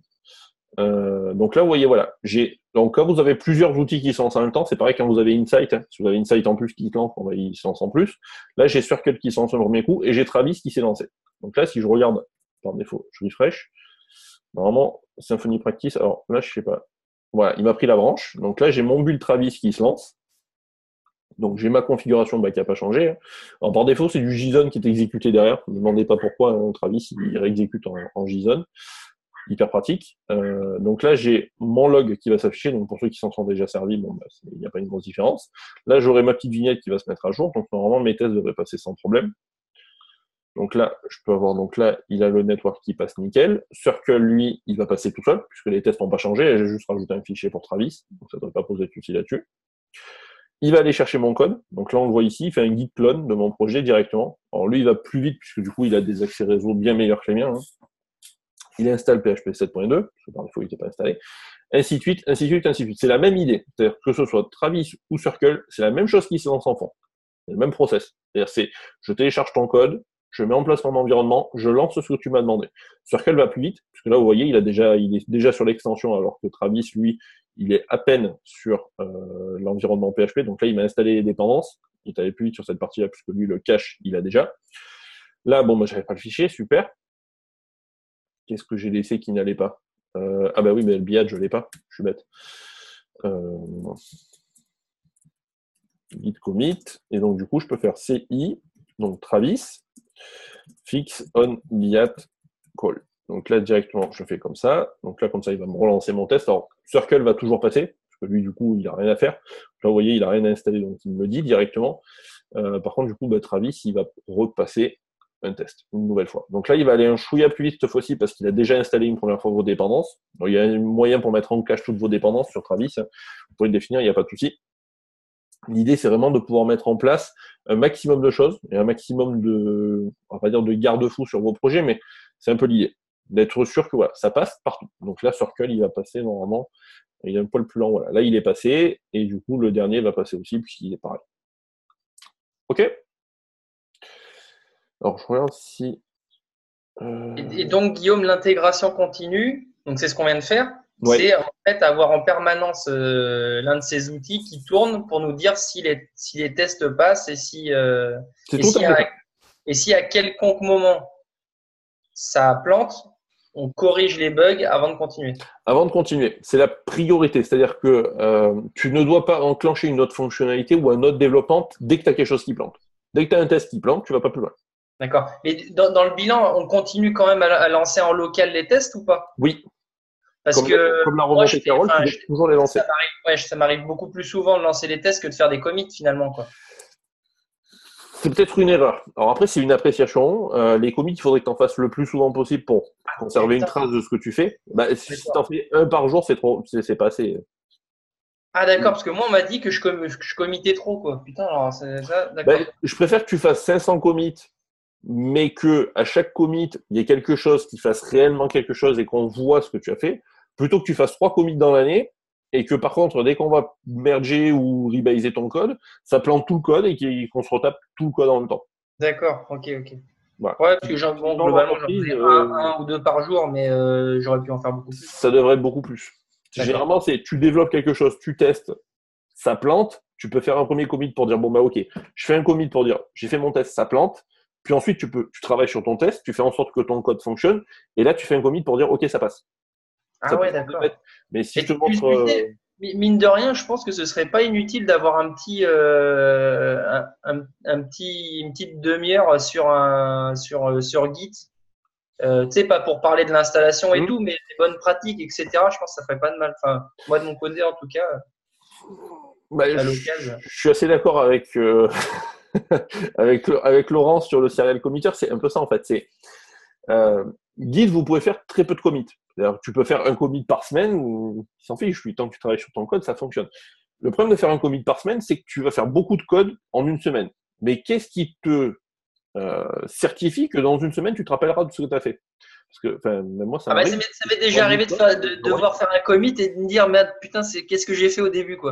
Voilà. Donc là, c'est pas bon. Petit commit par petit commit, c'est plus simple. Dans la journée, alors après, ça dépend du travail que tu abats dans la journée, hein, mais si tu travailles beaucoup dans la journée, disons que 5 à 10 commits par jour, voire même plus, c'est une moyenne assez logique. Ça dépend de ce que tu fais. Tu travailles sur des grosses fonctionnalités, tu vas segmenter tes commits en petits commits pour structurer ce que tu fais. C'est plus simple. Voilà. Okay. Tout simplement. Donc là, il me pète une erreur du coup sur les fixtures. Donc, je voulais finaliser là-dessus pour l'intégration continue. Qui s'est déjà servi des fixtures ou qui ne s'en sert pas, ça sera plus simple. Comme ça, je verrai ceux qui font pas ça comme il faut. Donc, il y en a 1, 2 avec Maëlle. Donc, Anne-Marie, elle le fait. Aurélien, bon, je sais qu'il le fait. Anthony, il s'en sert déjà. Ok. Michael, il s'en sert aussi. Émilien, il veut pas le dire. Il se montre pas, donc je suppose du coup qu'il s'en sert. Ah si, heureusement quand même. Donc ça, c'est bon. Donc, qui ne s'en sert pas? Donc, j'ai vu Laurent qui s'en servait pas. Ouais, prochainement. Ouais. J'ai vu Maxime et Maël. Ok, c'est un tort. Vous devriez avoir des fixtures. Toujours. Alors, les fixtures, c'est quoi? Ce sont des données de test, tout simplement. C'est-à-dire, vous créez des données, vous allez envoyer en base de données, et vous vous en servez pour faire vos tests, tout simplement. Ok? Donc, typiquement, imaginons que vous ayez des tests sur un test fonctionnel complètement, de manière complète. Vous dites, ok, je crée un utilisateur, je le mets à jour, je supprime. Sans fixure, ça va être compliqué, parce que vous n'aurez pas de validation sur les données déjà en place, ainsi de suite. Donc, on crée des données de test pour avoir plus de on va pas dire de contenu réel, mais du moins avoir un contexte qui soit plus proche du réel quand vous faites vos tests. Parce que là, si je lance mes tests, ok, c'est super, je crée une entité, je passe une valeur, je vérifie le getter. Enfin, techniquement, l'utilisateur, c'est pas ce qu'il va faire tous les jours. Lui, il y a des centaines d'utilisateurs sur mon application. J'ai besoin de valider par rapport à des données réelles. OK? Donc, pour ça, vous avez 2 bundles. Alors, ça dépend des besoins que vous avez. Il y a Doctrine Fixture Bundle, qui s'intègre super bien dans Doctrine. Et vous avez le Outlook Alice Bundle, qui est plus basé sur du YAML pour faire des fixtures, alors qui fonctionne très bien si vous avez des modèles anémiques, donc pas des modèles riches comme on l'a vu avec le constructeur. Si vous avez des modèles avec le constructeur, ça passera pas. Je préfère vous le dire. Donc, nous, on va installer Doctrine directement. Donc, on va faire dans le container, donc je vais faire composer rec, donc c'est doctrine / doctrine fixtures bundle, et je le lance en dev. Donc, comme ça devrait passer uniquement en environnement de dev. Vous n'avez pas besoin d'environnement de prod. Là, je lance juste en environnement de dev pour l'avoir. Donc, logiquement, ça ne devrait pas prendre trop de temps. Je vais juste regarder que mes tests passent. Donc, en plus, c'est pour ça que je suis la plante. Sur Travis. Et sur Circle, il passe nickel, puisque du coup, j'avais pas de souci là-dessus. Et j'avais pas lancé les fixtures. Donc, logiquement, alors je vais juste vérifier du coup sur symfony.sh que j'ai bien la bonne dépendance, parce que fixtures, Doctrine Fixtures Bundle, et donc c'est le package details. Tac, tac, s'il a bien envie. Donc là, il me télécharge les fixtures, ok, il n'y a pas de problème. Donc voilà, ça, il me l'a bien chargé, et donc du coup, il est disponible automatiquement. Vous l'avez dans Symfony /Recips. Alors, je crois que c'est un contrib, celui-là. Je crois qu'il n'est pas automatiquement trouvé par défaut. Je ne sais plus s'il fait partie du défaut ou pas. On va vite le savoir. /Recips. C'est facile, on l'avait en fait sur le Recips. Fixtures. Donc c'est un officiel. Voilà. Les fixtures sont officiellement supportées de toute façon sur les Recips, automatiquement. Voilà. Donc vous l'avez dans Doctrine Fixture Bundle. Donc pendant un petit moment, il n'était pas supporté de manière officielle. Il a été rajouté assez récemment. Donc pour les fixtures, il va me rajouter un petit dossier de data fixture, que vous avez tous sûrement peut-être déjà vu, en dehors de ceux qui ne font pas de fixture, ce qui est normal, si vous n'en avez pas service, c'est normal que ça n'apparaisse pas. Donc je vais fermer juste ça pour que ce soit bien propre. Ça, je vais le fermer aussi. Ça, je vais le fermer aussi. Et comme ça, on va voir directement les fixtures avec un modèle riche, puisque je sais que certains d'entre vous ont des soucis. Alors, tac. Donc je vais voir du coup. Là, il va vite. Alors, merci Composer d'être très très lent dans le Docker. Franchement, j'adore. Donc là, du coup, il me plante bien du coup l'erreur. Donc là, pour Travis. Et donc, pour les premières questions qui avaient été posées en début là avec les médailles, effectivement, vous pouvez afficher une médaille sur votre projet, donc pour dire si ça se passe bien ou pas. Dans Settings, alors sur Travis, je sais plus, ben voilà, elle est là directement. Donc vous avez Status Image, vous la prenez en Markdown, donc pour aller dans le README directement, et vous la mettez. Donc je crois que j'ai un README, je sais plus, non même pas. Donc readme.md, donc point Markdown, tac là-dessus, là comme ça, et on va dire build, alors je vais faire build et je vais dire ici. Voilà. Alors là, il ne va pas m'afficher, ouais, si en plus il me l'affiche, nickel. Et j'ai le même sur Circle, si je vais sur Symfony Practice, je prends celui-là et j'ai normalement alors où est-ce que ça va être? Build environnement, non, c'est pas celui-là, status badge, voilà, c'est ça, donc default, et je le prends en Markdown et je l'affiche ici.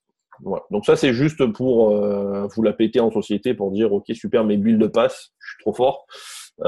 Techniquement, ça n'a aucun impact sur votre code. C'est juste pour faire joli. Je préfère me préciser. Donc là, bon, les fixtures, toujours pas, il veut pas. Il aime pas dans la journée pour télécharger les fixtures.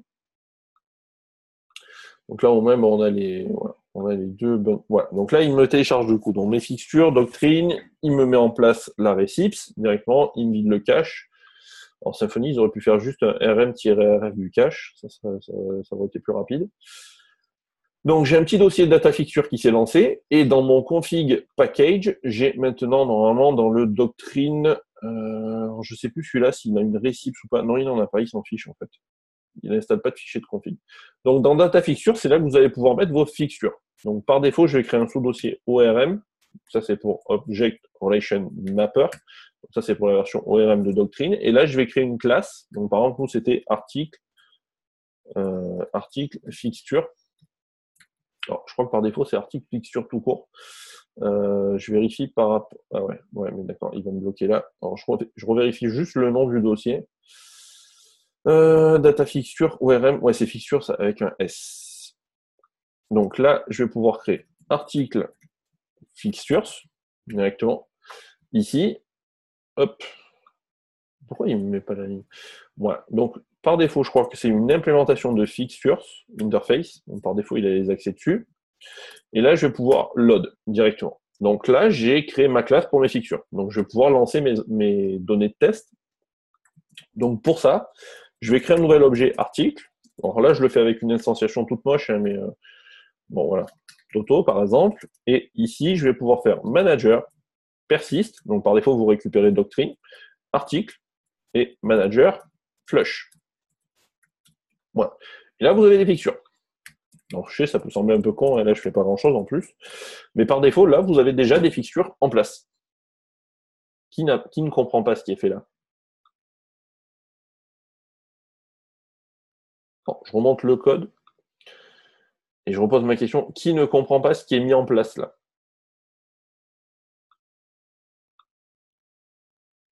Tout le monde a compris? J'en ai qui regardent les mouches voler. Je me demande s'ils ont compris ou pas. Ça n'a pas l'air bien clair.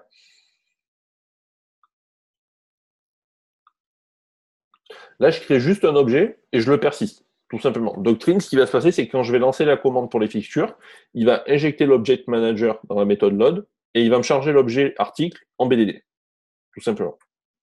Donc, si je vous montre directement, je peux faire bin console. Donc, je vais avoir doctrine fixtures maintenant, qui est accessible. Donc, alors c'est doctrine fixture tout court, tu vois. Donc, si je fais doctrine. Tu mets le drapeau append si tu veux pas virer tout ce qui est dans ta base de données. Comment doctrine? Append. Ouais, mais je dois l'avoir normalement, doctrine fixture. Load. Load, ouais, c'est load. Load et après append, si tu veux. Mais il est même pas chargé en fait. Super, qu'est-ce qu'il m'a fait, doctrine? Qu'est-ce qu'ils ont fait encore? Configuring, non, il devrait être bon. Doctrine. Doctrine, quand même, je suis pas bigleux, je vois. Il y est pas. Pourquoi doctrine fixture, il y est pas? rm-rf de var cache. Il va voir si je vide le cache.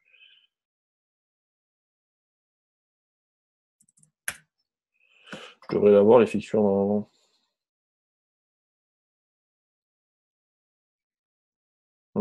Et je les ai pas. Pourquoi j'ai pas les fixtures qui sont chargées? Fixture, quand même, il est bien installé. Pourquoi il ne m'installe pas le package detail? Fixture bundle, non, je dois l'avoir. SRC data fixture. Ouais, il s'en fiche, en fait. Est-ce que le bundle s'est activé, en fait? C'est ça la question. Est-ce qu'il s'est activé? Ah ouais, bundle, s'il est bien important, doctrine fixture bundle. Super, ça. C'est pas l'environnement? Non, puisque la commande, là, je suis en environnement, donc par défaut, par défaut. Ah, bien vu. Bien vu. Je crois qu'il ne cherche pas les fixtures en prod. Ah. Et tu vois, c'est ça. Et là, je vais passer pour un gros loser. Non, pas mieux. Qui, là? Doctrine fixture load. Bien vu. Très bien vu, Hugo. Putain, j'ai fait ma journée, quoi. Je débauche, les gars. Bien vu. Très bien vu. Bon, effectivement, il ne vous charge pas du coup les fixtures en environnement de prod. Donc, du coup, ça règle le problème. Donc, là, je vais pouvoir relancer ma commande, peut-être. Doctrine 2.fixtures. 2.load. Alors, vous avez le raccourci à d2.f2.l, par défaut, d2.f2.l. Et je lui dis, je veux en environnement, par défaut, de test. Il va me lancer les fixtures. Donc là, par défaut, vous lance la commande. Il va vous demander si vous voulez bien, parce qu'à chaque fois que vous chargez les fixtures, vous tombez tout ce qu'il y a en base de données. Donc par défaut, il faut qu'il le définisse. Vous faites continue. Et là, oui, il ne charge pas les fixtures parce qu'il n'y a pas le service, bien entendu. Il y a la config sur le service. Alors par défaut, je crois qu'elle avait été changée en plus sur any fixture to load. Pourquoi il ne me charge pas les fixtures? Ah purée, c'est le service là. Il y a un service à déclarer pour charger vos fixtures. ORM, article, fixtures, et normalement, je les ai automatiquement. Article, fixtures. Alors, je regarde juste dans le projet où j'étais. Extend. Alors, c'est peut-être un extend. Moi, j'ai fait un implement. Enfin, si je fais extend fixture. Extend fixture. Ouais. Bien vu. L'implémentation, il vous faut le service, je crois, de mémoire pour pouvoir le charger. Donc, je vais le mettre en non parlant pour qu'il ne me demande pas la commande. Quand tu veux. Voilà, nickel. Donc là, il m'a chargé les fixtures. Et donc, en BDD, logiquement, si je ne suis pas complètement abouti ce matin, donc là, il ne m'a pas chargé l'utilisateur puisque par défaut, il n'y avait pas d'ID. Alors, c'était pas article, c'était ici. Voilà. Donc là, j'ai des données en base de données directement. Donc j'ai bien mes fixtures qui sont bien chargées avec mon UUID, pas UUID. J'ai mon UUID qui est chargé, mon auteur qui n'était pas défini, mon contenu qui est défini et le UUID qui est défini aussi puisque j'avais défini en double. Ça, c'est pas normal par contre. J'ai dû encore faire une connerie, j'ai pas dû le définir correctement. Oui, c'est parce qu'il doit me le charger automatiquement parce qu'il doit se définir sur le i. Donc là, vous avez des données de test directement. Donc là, du coup, je vais pouvoir les charger dans mes tests directement. Si vous avez des tests notamment sur BIAT, ainsi de suite, ça vous permet du coup de le définir. Donc là, ça va passer.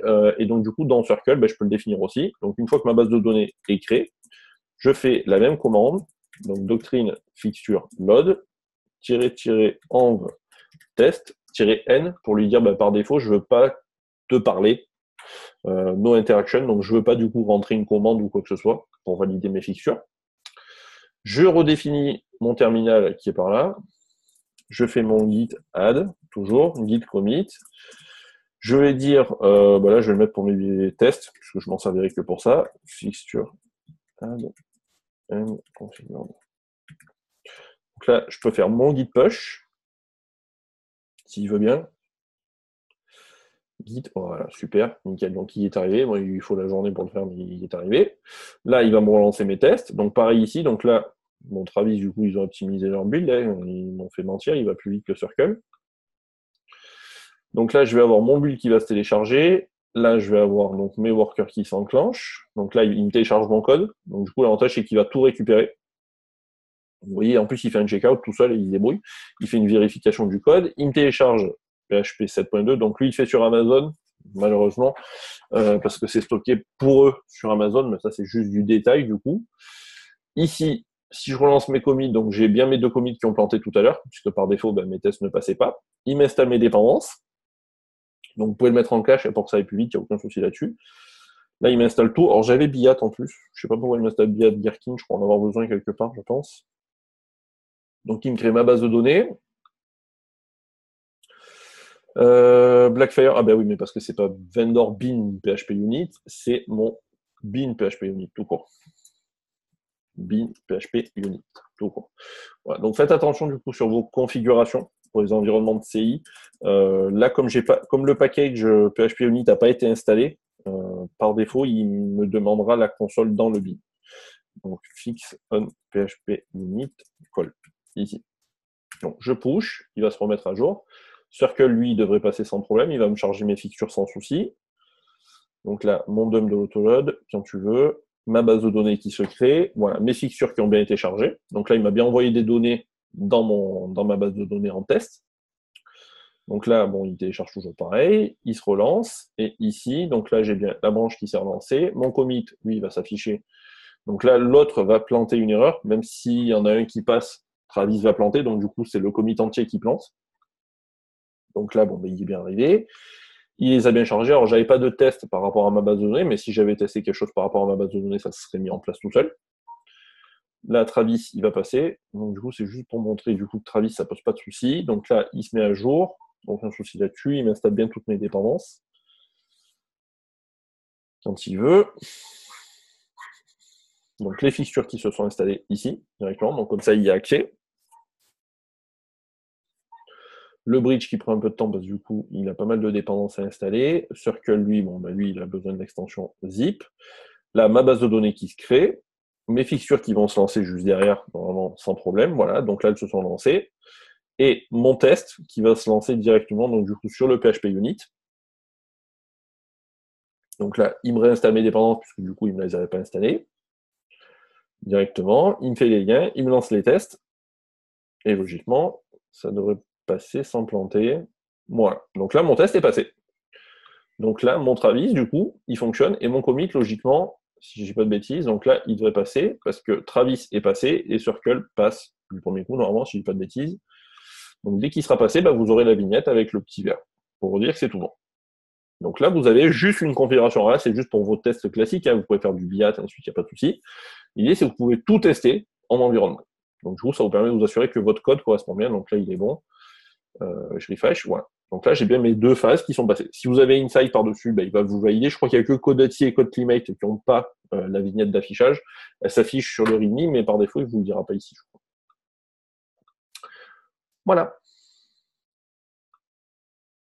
Est-ce que sur ce qu'on a vu, c'est clair? Yep. Pourquoi, du coup, est-ce que tu n'utilisais pas BIAT excuse-moi, Blackfire.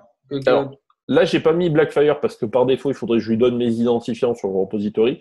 Alors, Blackfire pardon, il indique, du moins, ils indiquent sur la documentation comment se servir. Donc, Travis, notamment, Travis est supporté. Voilà. Il faut, lui passer ses identifiants pour qu'il puisse lancer des tests, en fait. Mais techniquement, à moins que tu aies la version premium où il y a les assertions et les tests, tu n'as aucun intérêt de faire tes tests Blackfire dans un environnement de CI/CD. Il n'y a aucun intérêt. Tu les fais en local, en fait. Même si tu pourrais les lancer dans leur environnement optimisé sur Travis. Il n'y a pas de souci. Mais généralement, on évite parce que le truc, c'est qu'il faut que tu envoies tes identifiants. Alors là, sur Travis, c'est plutôt bien supporté parce que tu les cryptes. Je sais plus. Voilà, il crée un fichier, il est crypté et tout. Mais si tu fais, par exemple, sur Circle, il va falloir que tu crées une variable d'environnement, que tu passes tes identifiants dans cette variable d'environnement et que tu récupères la variable d'environnement dans ton fichier .env. Donc, techniquement, tu compliques la vie pour pas grand-chose. Donc, logiquement, tes tests de performance, tu les lances en local. Après, tu peux t'en servir sur un environnement de pré-prod, donc typiquement sur un environnement où tu aurais déjà déployé à peu près ton projet. Mais il n'y a pas un grand intérêt pour moi de le faire là-dessus. Ça peut être utile si tu déploies très souvent et que tu as des projets où tu peux avoir des fuites de performance. Voilà. En dehors de ça, il n'y a pas un grand intérêt. Okay. Et donc ça, ce qu'on a vu là, c'était essentiellement l'intégration continue. Ça, c'est principalement l'intégration continue. Le déploiement continu, il aurait fallu que je crée un serveur sur Google et que je fasse la relation là-dessus. Mais dans l'idée, de toute façon, c'est déployé automatiquement et c'est assez bien documenté sur les documentations officielles. D'accord. Voilà. De toute façon, pour le déploiement continu, vous l'avez notamment là sur Circle. Dans la partie Docs, on vous en parle sur le déploiement. Peut-être qu'il est là. Voilà, test and deploy, et on vous le montre sur, notamment, il y a pour tester aussi via les browsers, vous pouvez tricher sur les browsers. Et là, si vous allez, vous voyez, bon, là, c'est sur les services cloud automatiques, hein, donc, il vous explique pas sur un serveur SSH, mais vous pouvez le faire sur un serveur SSH, il faut lui envoyer les clés, ainsi de suite. Par exemple, si je prends Google Cloud, faut se connecter dessus.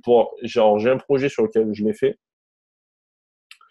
sur config, pour déployer sur un serveur Google, ça ressemble à peu près à quelque chose comme ça. Bon, là, c'est parce que j'utilise Docker, donc je crée l'image Docker, je prépare le projet, je le push et je vérifie après dans le déploiement que c'est en place, et ainsi de suite. Mais bon, là, logiquement, sur vos projets à vous, vous n'avez pas de déploiement continu à faire, c'est surtout de l'intégration continue. Le déploiement continu, vous pouvez le regarder après quand vous serez sur des serveurs, il n'y a aucun souci là-dessus. Bon. Est-ce que Circle CI te fournit une URL de ce qui a été déployé, c'est-à-dire? Ah, mais je pensais qu'en fait, c'était déployé sur Circle CI, mais en fait, non, il n'y a pas de déploiement qui est fait. Il n'y a aucun déploiement. Il récupère le code, il prépare un container, il met le code à l'intérieur, il lance des tests. Après, on tombe dans du déploiement. Après, c'est le déploiement continu, ouais. Déploiement continu, ouais, c'est ça. D'accord. Voilà. Mais là, pour le moment, sur les projets que vous avez, à part si vous avez déjà des serveurs sur des services cloud, il n'y a pas d'intérêt à proprement parler. Parce que vous êtes sûrement tous sur des serveurs classiques avec du SSH ou du FTP, donc vous faites vous-même votre déploiement. Voilà. Donc là, on a vu les fixtures, l'environnement de test, du coup, pour lancer les données. Là-dessus, normalement, on est tout bon sur l'intégration continue. Voilà. Du moins, pour moi, c'était ce que je voulais vous montrer en priorité, puisque c'est ce que vous devez être tous amenés à faire, tous et toutes à faire sur vos projets. Donc, on ne vous demande pas une intégration continue parfaite. Il n'y a aucun souci là-dessus. On peut accepter le fait que vous ne lanciez pas tous vos tests en environnement. Ça peut arriver, hein, si vous avez du BIAT ou des choses comme ça, il y a peut-être des configs particulières. Mais essayez d'utiliser un maximum, au moins l'intégration continue, pour être sûr que vos tests passent, qu'il n'y a pas de souci avec votre code. Et puis pour vous rassurer un petit peu quand vous lancez vos tests, puisque vous les lancez en local, vous dites OK, super, ça marche. Mais qu'est-ce qui vous certifie que dans un environnement dédié, ça fonctionne mieux? Moi, ça vous permet de vous en assurer. Voilà. Donc, essayez un maximum de faire de l'intégration continue. Est-ce que tu peux nous montrer vite fait à quoi ressemble ton fichier SQLite, vu que c'est l'occasion? Le fichier SQLite, une fois qu'il est généré, c'est du binaire. Hein. Il est généré là-dessus. Alors là, il ne va pas me l'ouvrir. Il ne va pas me l'ouvrir parce qu'on va être en binaire, donc bien entendu, il va me péter une erreur. Mais typiquement, ça ressemble à ça. Donc là, il y a la clé de table, ainsi de suite. Alors là, en plus, il n'est pas chargé comme il faut, mais avec l'explorateur PHP Storm, c'est plus parlant. Ok, c'est juste pour avoir un petit aperçu. C'est un fichier où tu stockes du texte et du numérique. Il n'y a rien de particulier à l'intérieur. Là, en plus, il n'est pas bien encodé parce que c'est peut-être UTF-7, peut-être qu'il va. Non. C'est même pas dit. Là, en plus, je n'ai pas donné le bon code, donc du coup, je ne sais même pas s'il y a un supporteur DB là-dessus. Mais dans l'idée, c'est juste un fichier texte avec du numérique à l'intérieur. Voilà. Et donc, l'environnement de test pour la base de données, moi, je ne l'ai pas encore mis en place. Ça doit être SQLite. C'est comme ça que c'est indiqué dans la doc. C'est le plus simple pour configurer ton environnement, parce que tu pourrais avoir une base de données qui tourne en fond. C'est-à-dire que ce soit Circle, Travis ou quoi que ce soit, tu peux lancer une véritable base de données MySQL. Ça pose pas de souci. Le problème, c'est qu'après, il faut que tu te connectes dessus. Il y a des identifiants particuliers qui sont générés. Alors que là, le data.db qui est géré par SQLite, il n'y a pas d'identifiant pour te connecter. Tu donnes l'URL, il se connecte tout seul et tu t'envoies tes données dessus pour faire tes tests. L'avantage, c'est qu'en plus, c'est stocké en mémoire. Donc, du coup, il va plus vite que ta base de données classique. Ouais. Et là, je l'ai configuré ici. Voilà. Ici, je lui ai dit, memory true. Donc, comme ça, il est chargé en mémoire à chaque fois et les modifications se font.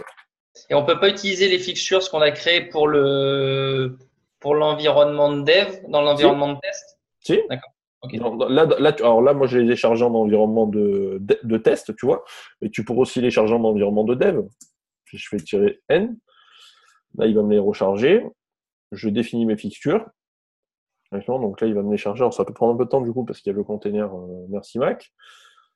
Donc là, il me relance mes fixtures. Et si je vais sur ma base de données, donc sur celle-là directement, qui était celle où j'avais mon vrai projet, si je vais sur Skeleton, tu vois, j'ai les mêmes données. Ah, Donc, attends, tu as une seule site fixtures que tu as lancée sur les différents environnements, c'est ça? Ouais. Ah, d'accord, ok. Tu les lances où tu veux, alors sauf en environnement de prod, puisque tu n'as pas accès à la console en plus, du moins à la commande, mais tu les lances en test ou en dev. D'accord. Oui, puis c'est peut-être pas une commande à. En prod, tu t'entends pas parce qu'il supprime tout, donc il faut mieux éviter. En prod, de toute façon, tu utilises les migrations, donc tu n'as pas de données à soumettre de toute façon en prod. Mais l'avantage, c'est que en dev ou en test, vous avez des données sur lesquelles vous pouvez vous baser pour effectuer vos tests. D'accord. C'est plus pratique, ça vous évite de soumettre une page, remplir un formulaire à blanc pour dire OK, je soumets des données. Non, vous créez vos fixtures. Là, je l'ai fait comme ça, mais on pourrait le faire dans une boucle. Là, il n'y a aucun souci. Si je fais, for each. Non, ça serait pas for, ça serait for each. Donc là, j'aurais par exemple $i est égal à 0, par exemple. $i, i inférieur, je sais pas, à 100, par exemple. Et i plus, ça fait un bail que j'ai pas fait un for. Toto.i, $i. Ouais, donc je vais le retrouver. Et là, tu ferais, je sais pas, $i, alors $i.toto, comme ça, quelque chose comme ça. Tac. Ouais, alors du coup, article, il va pas passer parce qu'il faudrait que je. Ouais, alors ce que je peux faire, c'est que je peux faire. Ah ouais, on a compris, t'inquiète. Bon, l'idée, voilà, c'est que tu fais une boucle, mais l'idée, ça serait juste un tableau, en fait. Ça serait tu un tableau comme ça. Tu crées une boucle, tu fais tes fixtures. Alors là, j'écris que pour fixture, que pour article. L'idée, c'est que si tu as plusieurs entités, tu crées un fichier de fixture par entité. Ça, c'est hyper important parce qu'après, tu peux faire des relations entre les fixtures pour charger notamment quand tu as des sets users ou des sets ainsi de suite. Tu cherches toutes tes fixtures, il te met tout à jour, et l'avantage, c'est comme ça, tu testes par rapport à de vraies données. Là, je l'ai sur l'autre projet sur lequel je travaille en ce moment, j'ai sur les fixtures, notamment sur user. Vous pouvez aller beaucoup plus loin. Après, vous pouvez appeler les services, ainsi de suite. Justement, Guillaume, pour les fixtures, quand tu as des relations entre tes entités, alors, quand tu as des relations entre tes entités, de mémoire, il y a une fonction. Alors, je ne vais pas le charger sur celui-là parce qu'il va tout mettre en cache. Logiquement, il y a un public function. Non, c'est pas celui-là. Alors là, tu me poses une colle sur la méthode. Je vais chercher vite fait dans la doc, mais pas assez de journée, je pense. Alors, c'est documenté. Alors, tu as ta fixture, service, tac, tac, tac. Donc, ta fixture. Alors, attends. Donc, tu as les références. Ouais, c'est ça, c'est les références. Donc, si tu as des relations entre tes fixtures, alors le truc, c'est que en fonction de la référence, je crois que Doctrine charge ou pas l'objet en priorité. Ouais. Voilà. Donc, tu vois, tu peux lui définir. Donc, voilà. Si je prends par exemple Dependent Fixture Interface, donc je fais un Implement Dependent Fixture Interface, là, il me renvoie une petite méthode qui s'appelle getDependencies. Et si j'ai par exemple ici, je vais lire par exemple un User Fixtures. Donc ici, voilà, mais il est pénible lui avec ses soit la ligne. Hein. Si je fais un extends de fixture, voilà, quelque chose comme ça, public function load, voilà, si c'est obligatoire. Ce que je peux lui dire, c'est que ici, j'ai besoin du user fixture class. Tu vois, et l'avantage, c'est que quand il va charger tes fixtures, il va charger en priorité user fixture. Et si dans user fixture, admettons, tu fais par exemple $user est égal à new user, par exemple. Là, qu'est-ce qu'il me demande? Bon, par exemple, toto@gmail.com, et là, je lui passe et password encodeur, par exemple, je sais pas, je lui passe new.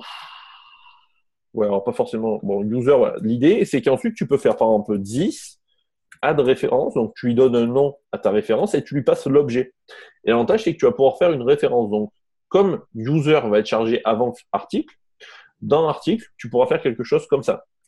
Par exemple, article autour d'une méthode set author, et tu peux faire 10 get référence de user directement. Donc comme ça, lui, il va appeler l'objet user qui a été créé dans le user fixture et tu pourras faire ta relation. D'accord, ok. Je te remercie.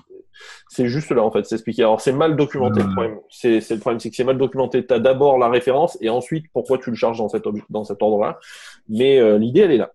Ok, d'accord. Je te remercie. Ouais. Vous pouvez faire tout à fait des relations. C'est même recommandé. Quand vous avez des données qui dépendent d'une autre, voilà. Ok. Ok. Donc là, je vais juste remettre le truc parce que sinon, il va peut-être des erreurs du coup sur ACI. Ouais. Ok. Ouais, la concaténation est bizarre, parce que j'ai fait avec un point, c'était tout moche. Mais alors avec Alice, c'est plus cool, sauf sur les modèles riches, comme on en a avec un constructeur, ça passe pas, je crois, de mémoire. Faudrait le regarder. Il doit y avoir un moyen de passer outre, mais pour le moment, là j'utilise Doctrine Fixture parce que par défaut, en plus, il est officiel. L'espace, c'est pas compliant, oui, oui, c'est pas PSR compliant, oui, oui. Là, c'était pour l'exemple. C'est pour ça. Ok. Donc là, l'intégration continue, donc essayez de le mettre en place un maximum sur vos projets. Ça, c'est hyper important, ça vous permet de vous assurer un bon suivi de qualité sur vos projets et de vous assurer que vos tests passent bien, qu'il n'y a pas de souci, que c'est propre et que c'est efficace. Du coup, ça vous rassure un peu, vous êtes sûr que ce que vous faites, ça passe bien et que c'est bien propre. Et puis après, voilà, comme ça, vous pouvez facilement suivre vos projets. Du coup, dans le cadre de la TDD, en fait, le Circle CI, il se met en place dès le début, en fait, si je comprends bien. Tu mets ton environnement de CI dès le début, ouais. Que ce soit Circle ou Travis. D'accord. Directement. Voilà. Le mieux, c'est d'y penser dès le début. Comme ça, comme tu fais ton TDD et que tu sais tes tests vont toujours passer puisqu'ils sont toujours valides en local, dès le début, tu sais que ça passe et que ça fonctionne. Voilà.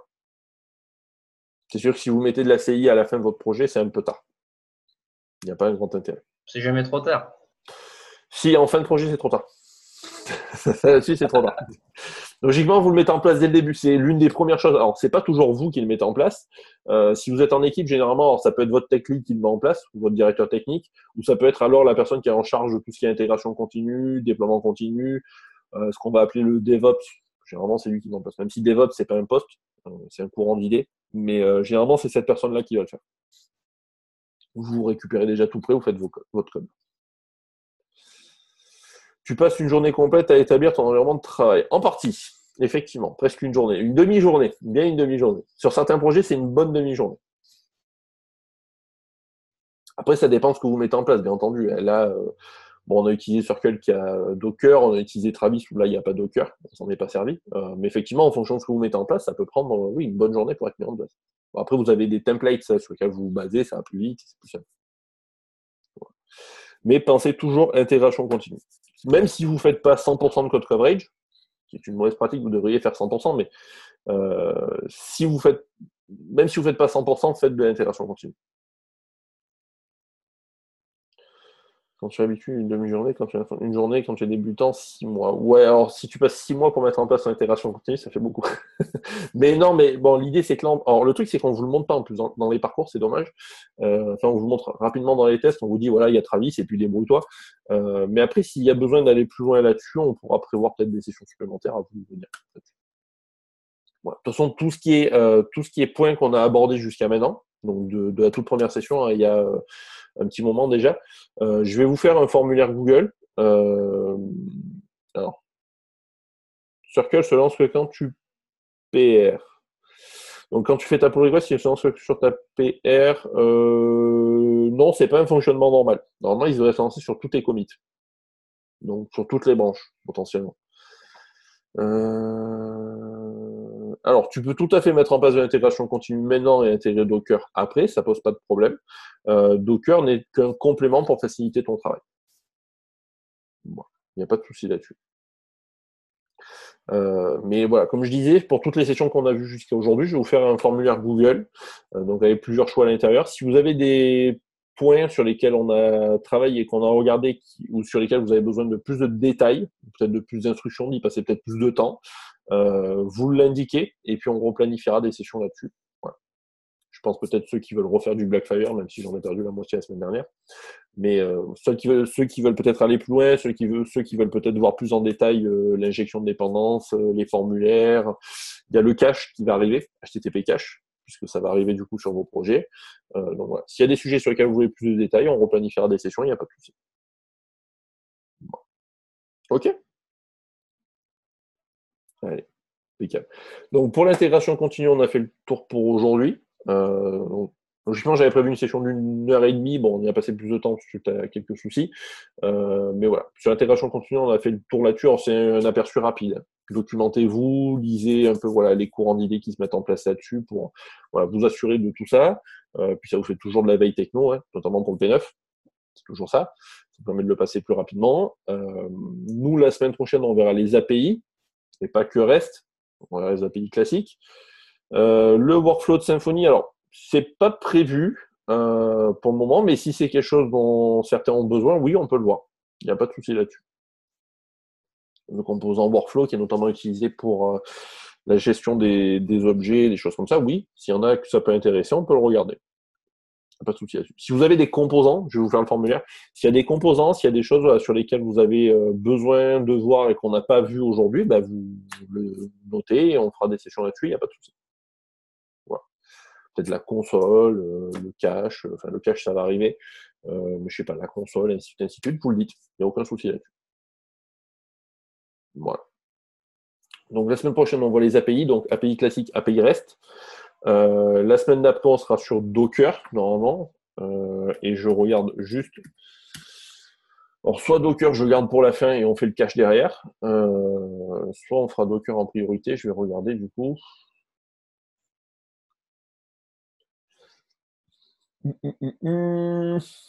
Qu'est-ce qu'on avait? 32 réponses. Qui c'est qui a répondu 15 000 fois sur le formulaire? Alors, on en a donc CICD, on l'a vu. Les API, c'est à venir. Blackfire, on l'a vu. Le reverse proxy, on le verra. Processus de développement, OK. HTTP kernel, bon, ça, c'était pas OK. Le service cloud, bah, ça, on le verra aussi, du coup. Docker, ça va arriver. Donc, on verra, bah, en priorité, on voit donc les API la semaine prochaine. Blackfire, on l'avait vu. Et donc, on verra derrière donc les API et on verra peut-être bah, le service cloud derrière, tiens. Peut-être bah, Google Cloud directement, puisque je n'utilise pas AWS, et j'aime pas ça. Donc sûrement bah, les API, donc API classique, API REST, et les services cloud derrière, et on verra Docker du coup dans 3 semaines. Comme ça, les API, vous pourrez faire votre P7 tranquille. Même si pour certains, ça arrive trop tard. Voilà. Ok. C'est tout bon pour tout le monde là-dessus. Il n'y a pas de questions complémentaires, j'en profite. Peut-être des points que vous vouliez aborder, j'en profite là-dessus. Non, c'est tout bon. Ok. Nickel. Donc pour ceux que je verrai demain, après-demain, du coup, on se voit dans ces délais-là. S'il y a des questions techniques ou quoi que ce soit, vous n'hésitez pas de toute façon. Hein, il n'y a aucun souci là-dessus. On est toujours là pour répondre. Je le répète, parce que je sais que je me répète souvent, mais si vous m'envoyez un message privé et que vous voyez que dans la journée, j'ai pas répondu, faites une relance. Des fois, je ouvre le message privé, je le lis, je vois que c'est pas important, puis j'attends pour y répondre. Donc si vraiment c'est important pour vous, faites une relance. Parce que généralement, je l'ouvre, je dis OK, il peut attendre ou elle peut attendre, et puis je réponds pas, et du coup, vous n'avez pas la réponse. Donc, vous relancez, il n'y a pas de souci là-dessus. Ou sinon, vous allez sur le Slack, vous faites un ping sur le Slack avec un i ou un channel. Alors, channel, peut-être vous évitez, parce que sinon, ça ping tout le monde sur le channel. Mais un i ou voilà, avec la personne en question, vous demandez sur Slack, il n'y a aucun souci, il y a toujours quelqu'un pour répondre. OK? Impeccable. Donc nous, du coup, on se voit la semaine prochaine. Donc pour les API, comme ça, on fait un point là-dessus. On verra API plateforme. Ce sera plus simple. Hein. Ça, on verra une API maison et une API avec API plateforme directement, bien propre. Et puis comme ça, on fait un point là-dessus. La vidéo sera uploadée du coup dans la journée. Là, ça devrait aller plus vite. Puis, du coup, je vais pas passer par une correction sur les identifiants. Et s'il y a quoi que ce soit, vous n'hésitez pas. Ok. Allez, impeccable. Merci, bonne journée tout le monde. Merci Guillaume. Merci. Bonne journée à tout le monde, du coup. Merci, ciao. Merci, au revoir. Alors, du coup, Bonne journée. Le partage. Tac. Et je vais couper l'enregistrement. Tac. Il est là.